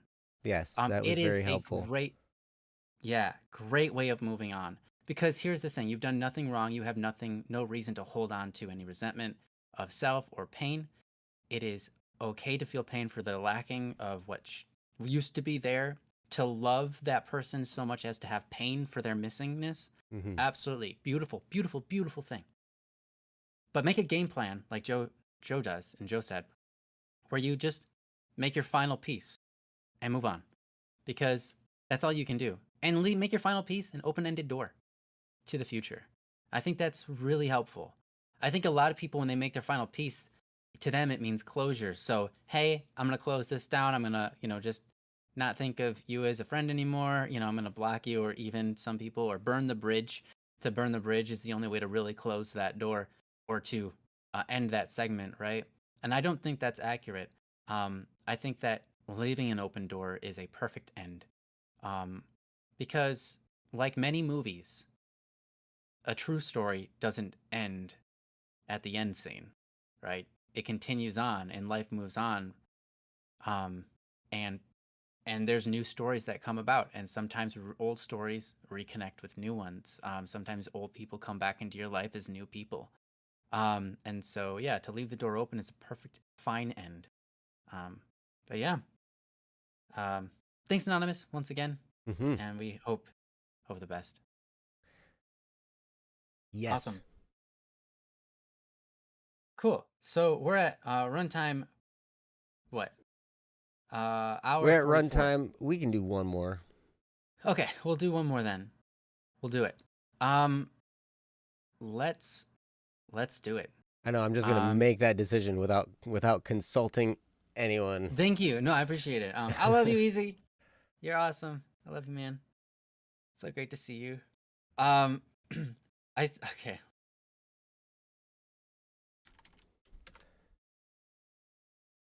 Oh, okay. Got it. Got it, Ash. Awesome. Yeah. Okay, cool. So, we're gonna do Meow Lado's topic. Hmm. Um, Meow Lado, your topic has been named Confronting My Many Mistakes. Great, great title to start with. Something that I think we can all relate to right off the get-go without even reading all of this. I think that, yeah, this is something we all have to do. Hmm. And so I'm excited that you're willing to allow us to help you do it for you, um, Yes. because that is a daunting process.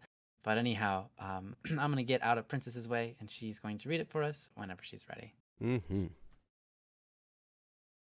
I've made many mistakes.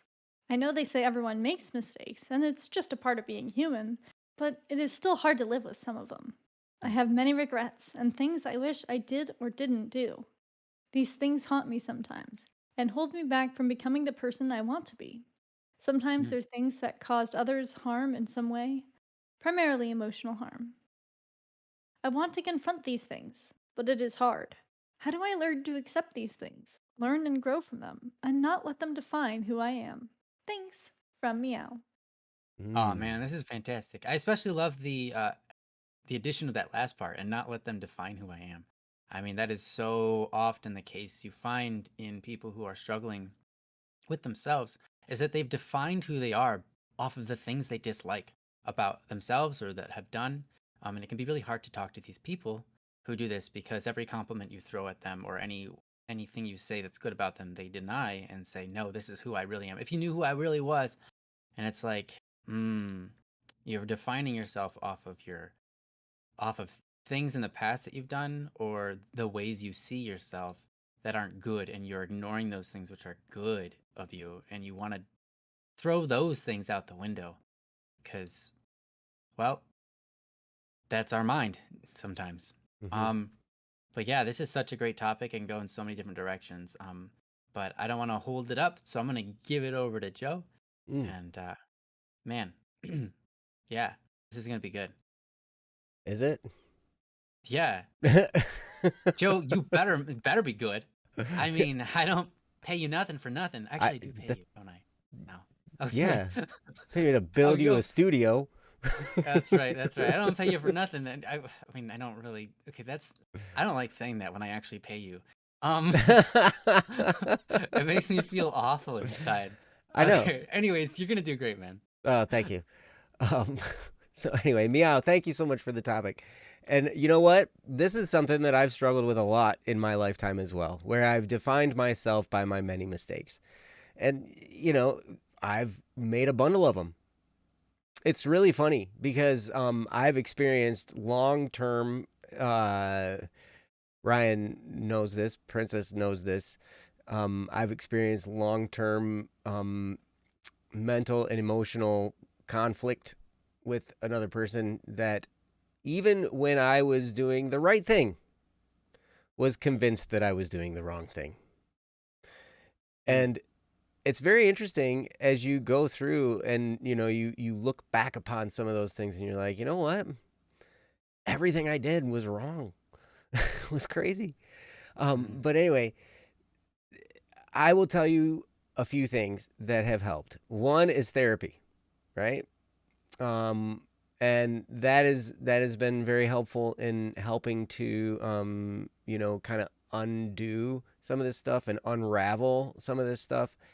It's pretty wild. It's a long and daunting process, but it's happening, and it's okay. And but if Meow, you're a musician. I know this because I've worked on a project with you. And someday it's going to get released, I promise. But I'll tell you, being a musician in a lot of ways, we're perfectionists. And so we, demand perfection of ourselves. It's kind of in our nature. I can remember when I was in solo ensemble, and I also used this piece for a an audition for all the college programs that I was auditioning for and everything like that. And it was a timpani piece because I'm a percussionist, so that's the kettle drums, right? And there was a section of this timpani piece that I played with my hands, and it had really, really, really fast, like 32nd or 64th note runs that would just go down 5 timpani. Right? Oh, and Like, Timpanis are big, so it's far apart. yeah, they're huge, right? So Yeah. it was like a full body, like boom, you're back and forth and everything. And I practiced and I practiced and I practiced and I kept whacking my fingers on the lugs of the drums and they'd bleed and I'd get blood all over Ooh. the drums and there'd just be like you practice so long, your hands get numb and everything like that. And, I got it to the point where I was pretty darn good, but I was never perfect. Not once. It was good enough to get me into several collegiate music programs. It was good enough to get me the marks to be the number 2 drummer in the state of Michigan. I should say percussionist in the state of Michigan. And the principal percussionist in the state honors orchestra. And and it was good enough, but it wasn't perfect. And you know what? I would still beat myself up over missing one of those 30-second notes. It's crazy. So even when the writing is there that you're good enough, even then we can still beat ourselves up and demand perfection and start to define ourselves as less than good. And this was a hang up for a long time. It's been a hang up for a long time. One thing that I have found, Ryan said so well, and I love how he went straight to the end of your topic and said, I want to confront these things, but it's hard. How do I learn to accept these things, learn and grow from them, and not let them define who I am? Not let these mistakes define you. They're mistakes. It wasn't like you intended to do them. Even the things we do that are wrong, that are intentional, don't define us. And I learned this like 5 years ago as I was learning about the Catholic faith. I'm not going to make this a religious talk, but I do want to say that there was one bit of study in Catholicism when it was preparing me for going to confession. That's something that Catholics do. We go to confession, and confess our sins to a priest in private, and then there's and they have the power from Christ to absolve us from our sins, and if that's straight out of Scripture in the book of Matthew. If you want to argue with me, feel free to DM me and we can talk about it. And that would be great. But so here's the thing.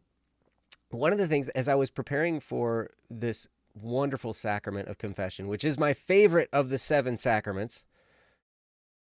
It's my favorite. It's not my favorite to go into because it's nerve-wracking and you're like, oh my gosh, I did all this wrong stuff and now I got to go tell this guy about it and da da da da. But when you come out, it's glorious. Right? It always makes me smile. I can't stop myself. Mm-hmm. It just feels good. Mm-hmm. Yeah. So interestingly enough, one of the things in this reading said, it was making sure, okay, what you're doing in this confession process is you're separating who you are from the wrong things you did. And it's the separation of that. And so it helps us to like unchain ourselves from what we did and make them not a part of who we are.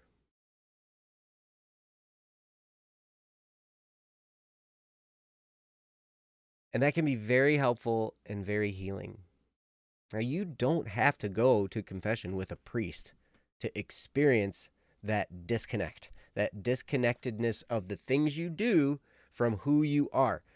You can simply recognize it and admit to yourself. Now, I'm going to do 2 versions of this. 1, if you're a praying person, and 2, if you don't believe in God or whatever, right? If you believe in God and you pray, you can pray. You can say, I'm sorry for doing this. I know it was wrong. And I'm going to try my hardest to amend my life. I'm going to try not to do it again.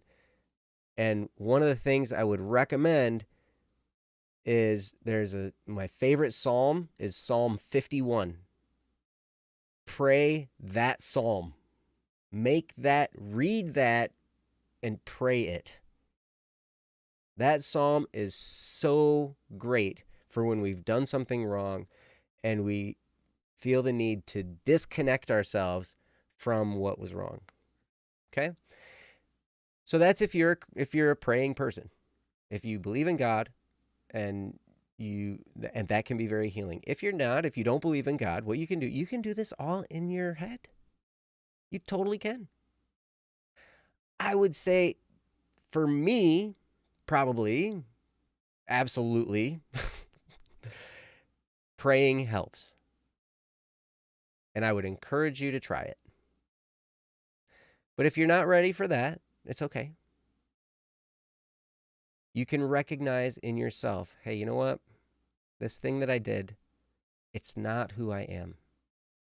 It is a separate thing from who I am. And I am sorry for doing it. If you did it to another person, you can apologize to them if they're willing to talk to you.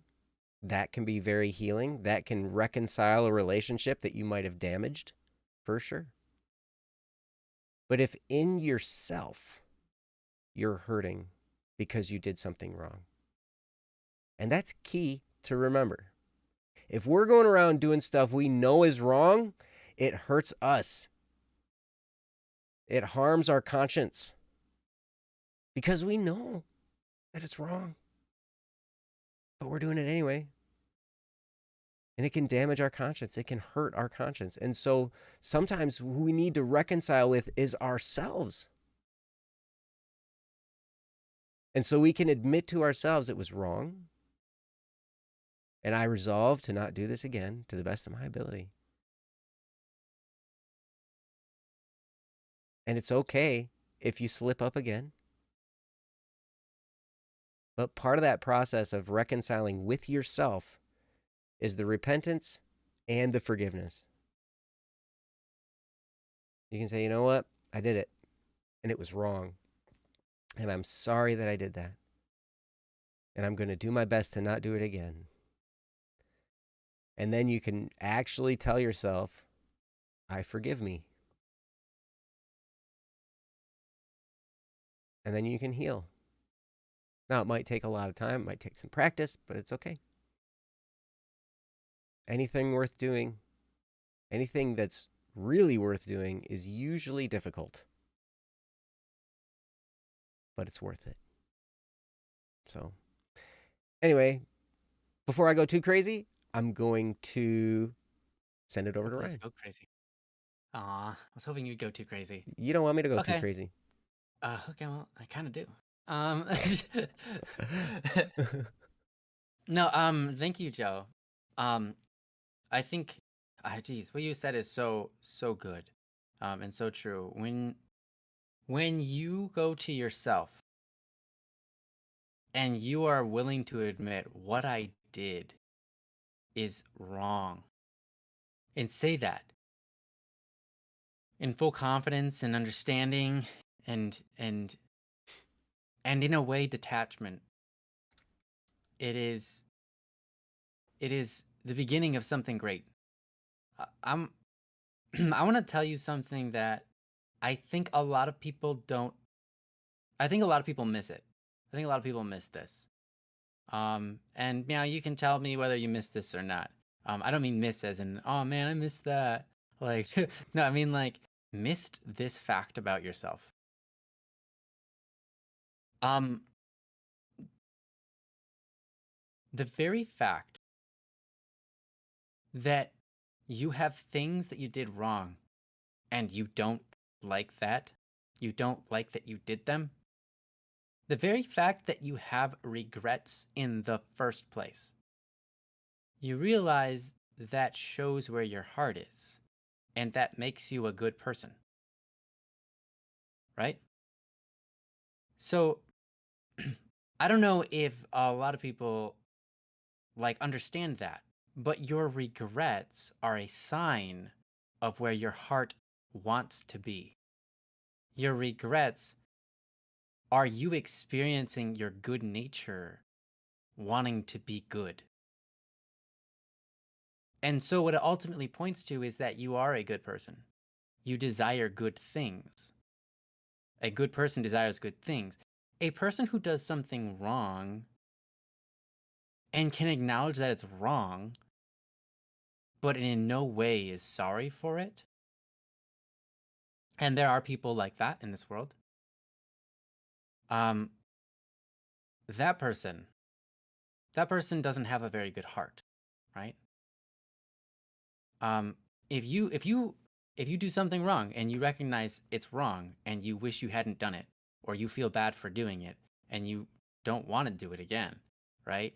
Whether you do it again or not, but you don't want to, your will isn't to do those things, right? It shows who you are in your heart, that your heart desires to be a good person. And so therefore, you are a good person. So I'm going to start there. Why? Because if you are letting your faults and your problems, your imperfections, and your wrongdoings or your regrets, etc., define who you are, then you've got one thing wrong, and that is that you are a person who doesn't want to do those things, or who didn't want to do those things. And so who you really are already, before you even begun to define yourself as those bad things, you've already shown that you are a good person. I mean, does that make sense? Does that make sense, Meow? Let me know if that makes sense. I realized there was a distraction in chat, so I don't know um, if I was heard or not. But that's a game changer, at least I think. A game changer when it comes to detachment, because it would be paradoxical to say I'm a bad person, and I know I'm a bad person because I've done these things that I don't want to do and I wish I didn't do. It'd be paradoxical to say that, because it acknowledges that you recognize what is bad and that you don't want to be that. If you don't want to be bad, if you don't want to do those bad things, then you've already in nature defined who you are, and that you're ultimately human. You have a will within you that desires good things, and that is your nature. But you also have a side of you that does bad things, and that is also in your nature. So in the end, you aren't a bad person. To say that would be, again, paradoxical. The more accurate thing you could say is that you're a person of either mixed wills or a person who does things they wish they didn't do, but is ultimately a good person because you wish for the best. You wish good things, regardless of what is done, regardless of the imperfections or the occasional uh, drifting of your will to doing bad things, right? So I think that's really important. That's really important because it helps you sidestep this idea that you're bad because you've done bad things. Again, because you recognize that they're bad automatically makes you, in a way, not bad. Um, to some degree, right? As long as you wish you hadn't done them, right? Not wanting to do them or having wish you didn't do them shows that you've grown from that moment, right? Maybe there was a time where you made that mistake and you did it on purpose and you said, yeah, I know this is bad, but I'm gonna do it anyways because I don't care. And then immediately after you're done, or maybe in some cases years later, you recognize that was a bad thing and I knew it back then, but now I wish I wish I hadn't done that because I don't want to be that kind of person. I want to be a good person. I want to be a better person. I want to be a person of goodness. Well, immediately who you are is changed. You've learned from your badness. You've learned from your issues, right? And so we are ultimately an ever developing mechanism of ultimate goodness, but capable of doing a lot of bad. I say ultimate goodness because we are originally defined as good. We exist in the world and we can do good, and we are good. And we are good for this world so long as we do good things. But that being said, we can also do bad things, right? We can be bad for the world. And I like to give the idea that we are either, at least according to religion, Christianity, we are created good, and therefore we are good, even though we are capable of doing bad, and we have initial sin, we are all sorts of different things. But we are good, and that is what God has called us to. And we are made in the image of God, and He is good, and so therefore we are good. But if you're an atheist, I would at least argue that we are neutral. We aren't bad, right? We aren't just inherently bad or evil. We are inherently neutral. But if you think nature is a good thing, then even as an atheist, you'd have to agree that we, since we are part of nature, are a good thing. So I would say that the natural state of humanity could be argued, even in an atheistic point of view, as a good thing. And people can argue, yeah, but look at all the bad things humans have done. I would argue, look at all the good things humans have done. It's a lot more. It's a lot bigger. It's a lot better. And in fact, if you look over the last 4,000 years, humans have made good things out of bad things. There are many terrible situations like the Holocaust and World War II and all sorts of other wars and terrible things that we've inflicted upon each other. And what have come out of those things are a surprising number of good things where we've learned to treat humanity better, and we've learned to treat animals and nature and trees and the earth, even dirt, better. We've grown in our ability to love as a human race. You realize, like, 2,000 years ago, forgiveness wasn't a thing. We use forgiveness in our daily language now. We forgive people. Back then, it was an eye for an eye. Someone hurts you, you pay them back the same way they hurt you. And in some cases, that would lead to death because that's what you thought was equal and fair. And you would just kill someone. 3,000 years ago, that was the case. It was not against the law to just kill someone because you felt like that was okay. So humanity has come a very far and long way to being good and even more good and even more good. The standards we hold ourselves up to now, Meow, are those which wouldn't even be standards 3,000 years ago. I mean, you want to talk about the goodness of a human being.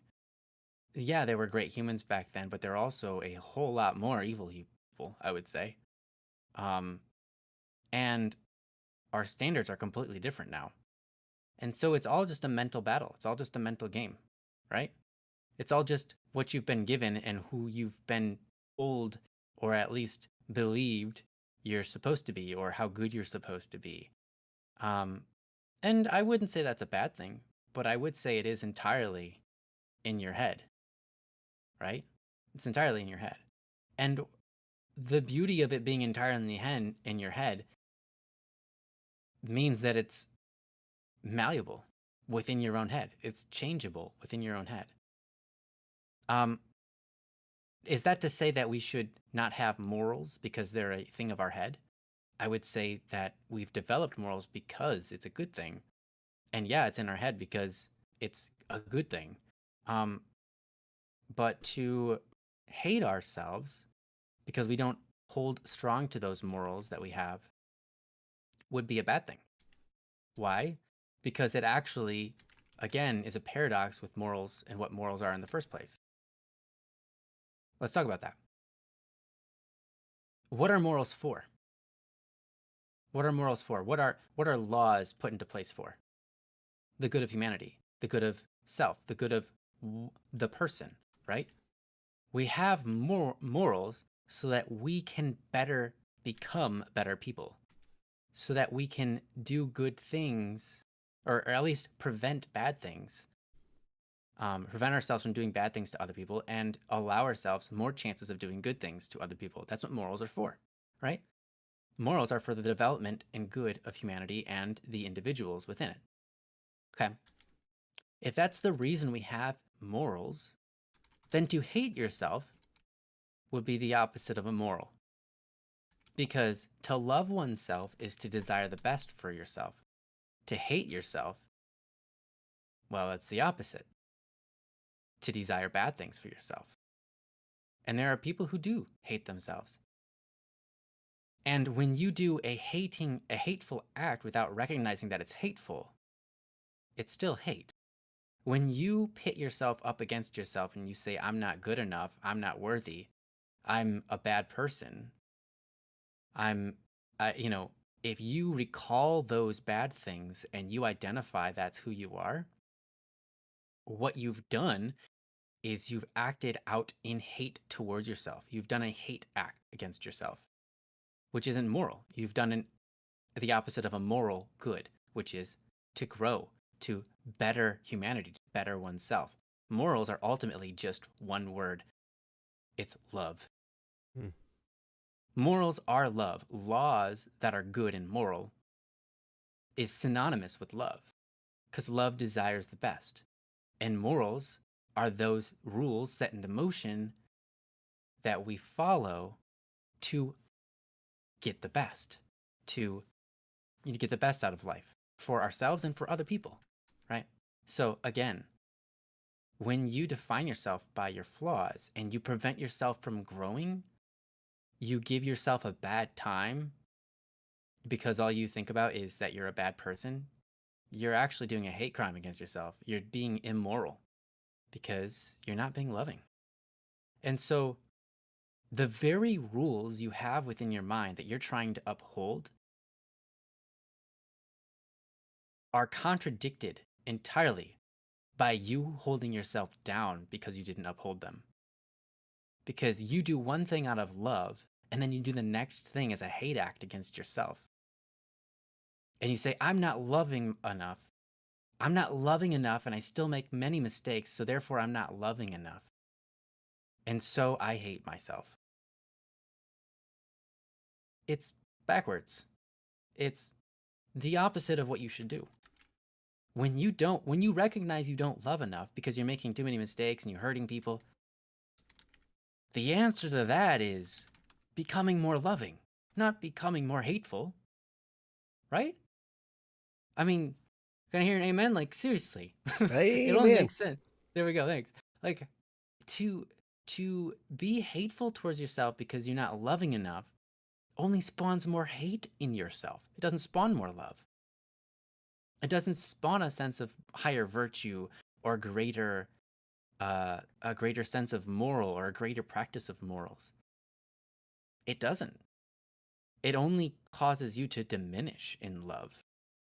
So, what I would recommend is taking all of that in and saying, okay, so I've made many mistakes. I've hurt many people, and I've even hurt myself. And then I've taken them and I've put those things against myself. But now I recognize that the core reason I've even brought this topic up is because I want greater love, not greater hate. It's not because it's not so much that I should be mad at myself for making mistakes and mad at myself for causing pain, though it's right to be so. But the reason I've brought this up is because my ultimate intention is to stop doing those things and to be more loving. So let's stop thinking so much about the pain. Let's stop thinking so much about how we're wrong and how we're not good.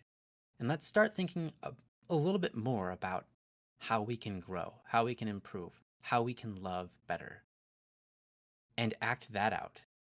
And you will find your answer there, and you will find yourself growing there. And will you continue to make mistakes and occasionally beat yourself up?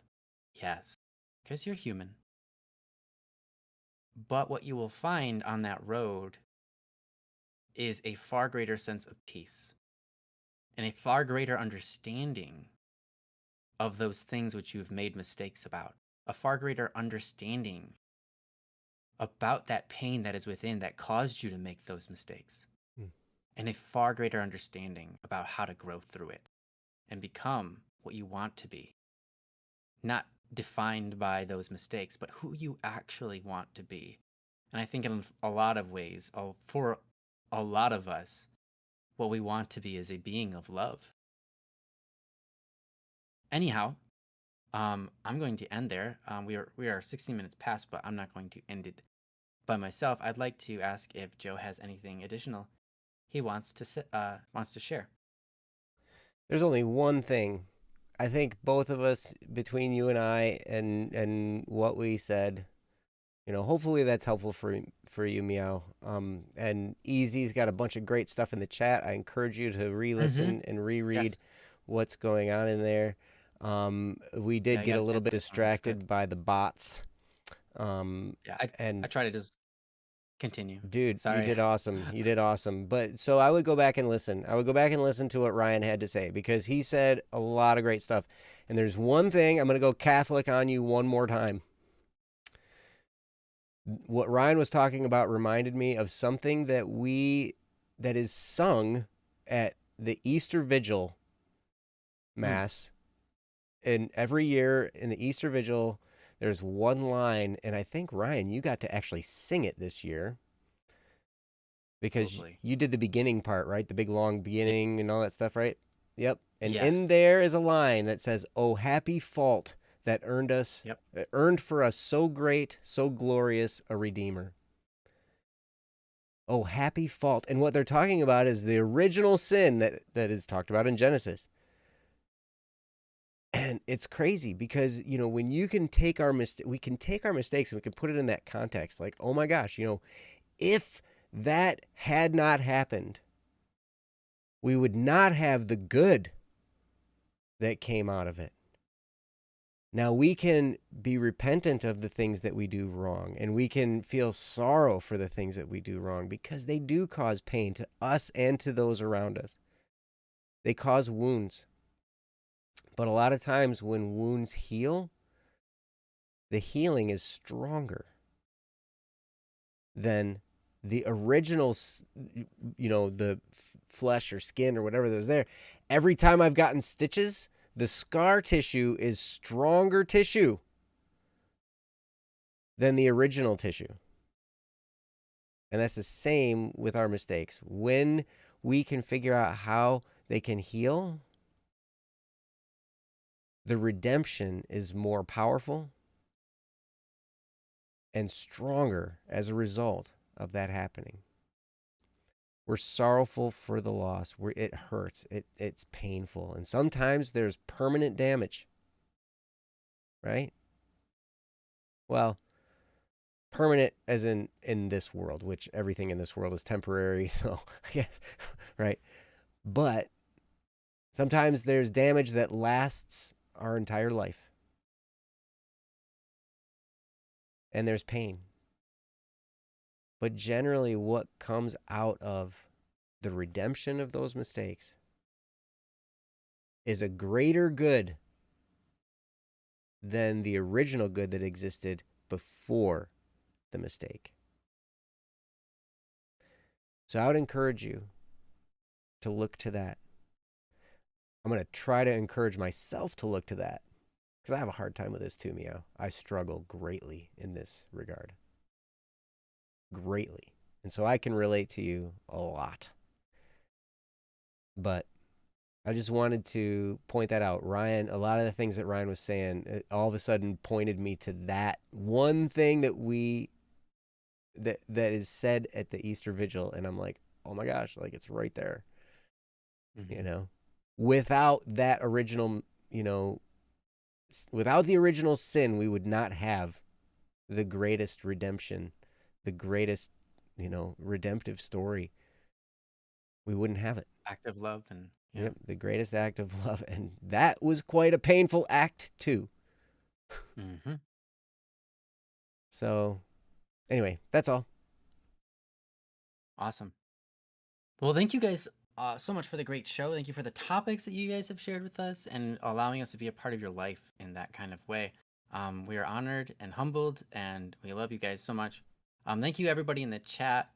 You guys are fantastic. Thanks for your humor and your wisdom, and for just being there with us. That includes the people that are just listening or tuning in or watching it later. But yeah, thanks for letting us be a part of your life. Yeah, it's so awesome. Thank you also to Princess and to Joe for putting on a great show. And we will Thank you, see you Ryan. guys next Don't Worry Wednesday on Wednesday at Wednesday. On Wednesday at Wednesday. Yes, exactly. Yeah, which is actually correct. I don't know. In Wednesday through Wednesday. At Wednesday. For Yeah. Wednesday? By Wednesday. Oh, wait, no, not by Wednesday because that would be like on Tuesday. That'd be before. Right. Yeah. Yeah. On Wednesday. Well, by the end of Wednesday. Wednesday would be. Yeah, by the end of Wednesday would still be Wednesday. Yeah, I suppose you're right. By the middle of Wednesday is still Wednesday. So by Wednesday, though, it kind of assumes the beginning, doesn't it? Yeah. Context. And some people see this on Thursday. For some people, it's Thursday. That's true. Some people it's Thursday. Yeah. That's right. But for us, it's Yeah, Wednesday. that's okay. Uh-huh. Yeah, and we only care about us, so On I'm just kidding. on Wednesday night. Yes. Wednesday night. On Wednesday night, yeah. Don't worry, By Wednesday Wednesday night. night. We will see you by Wednesday night.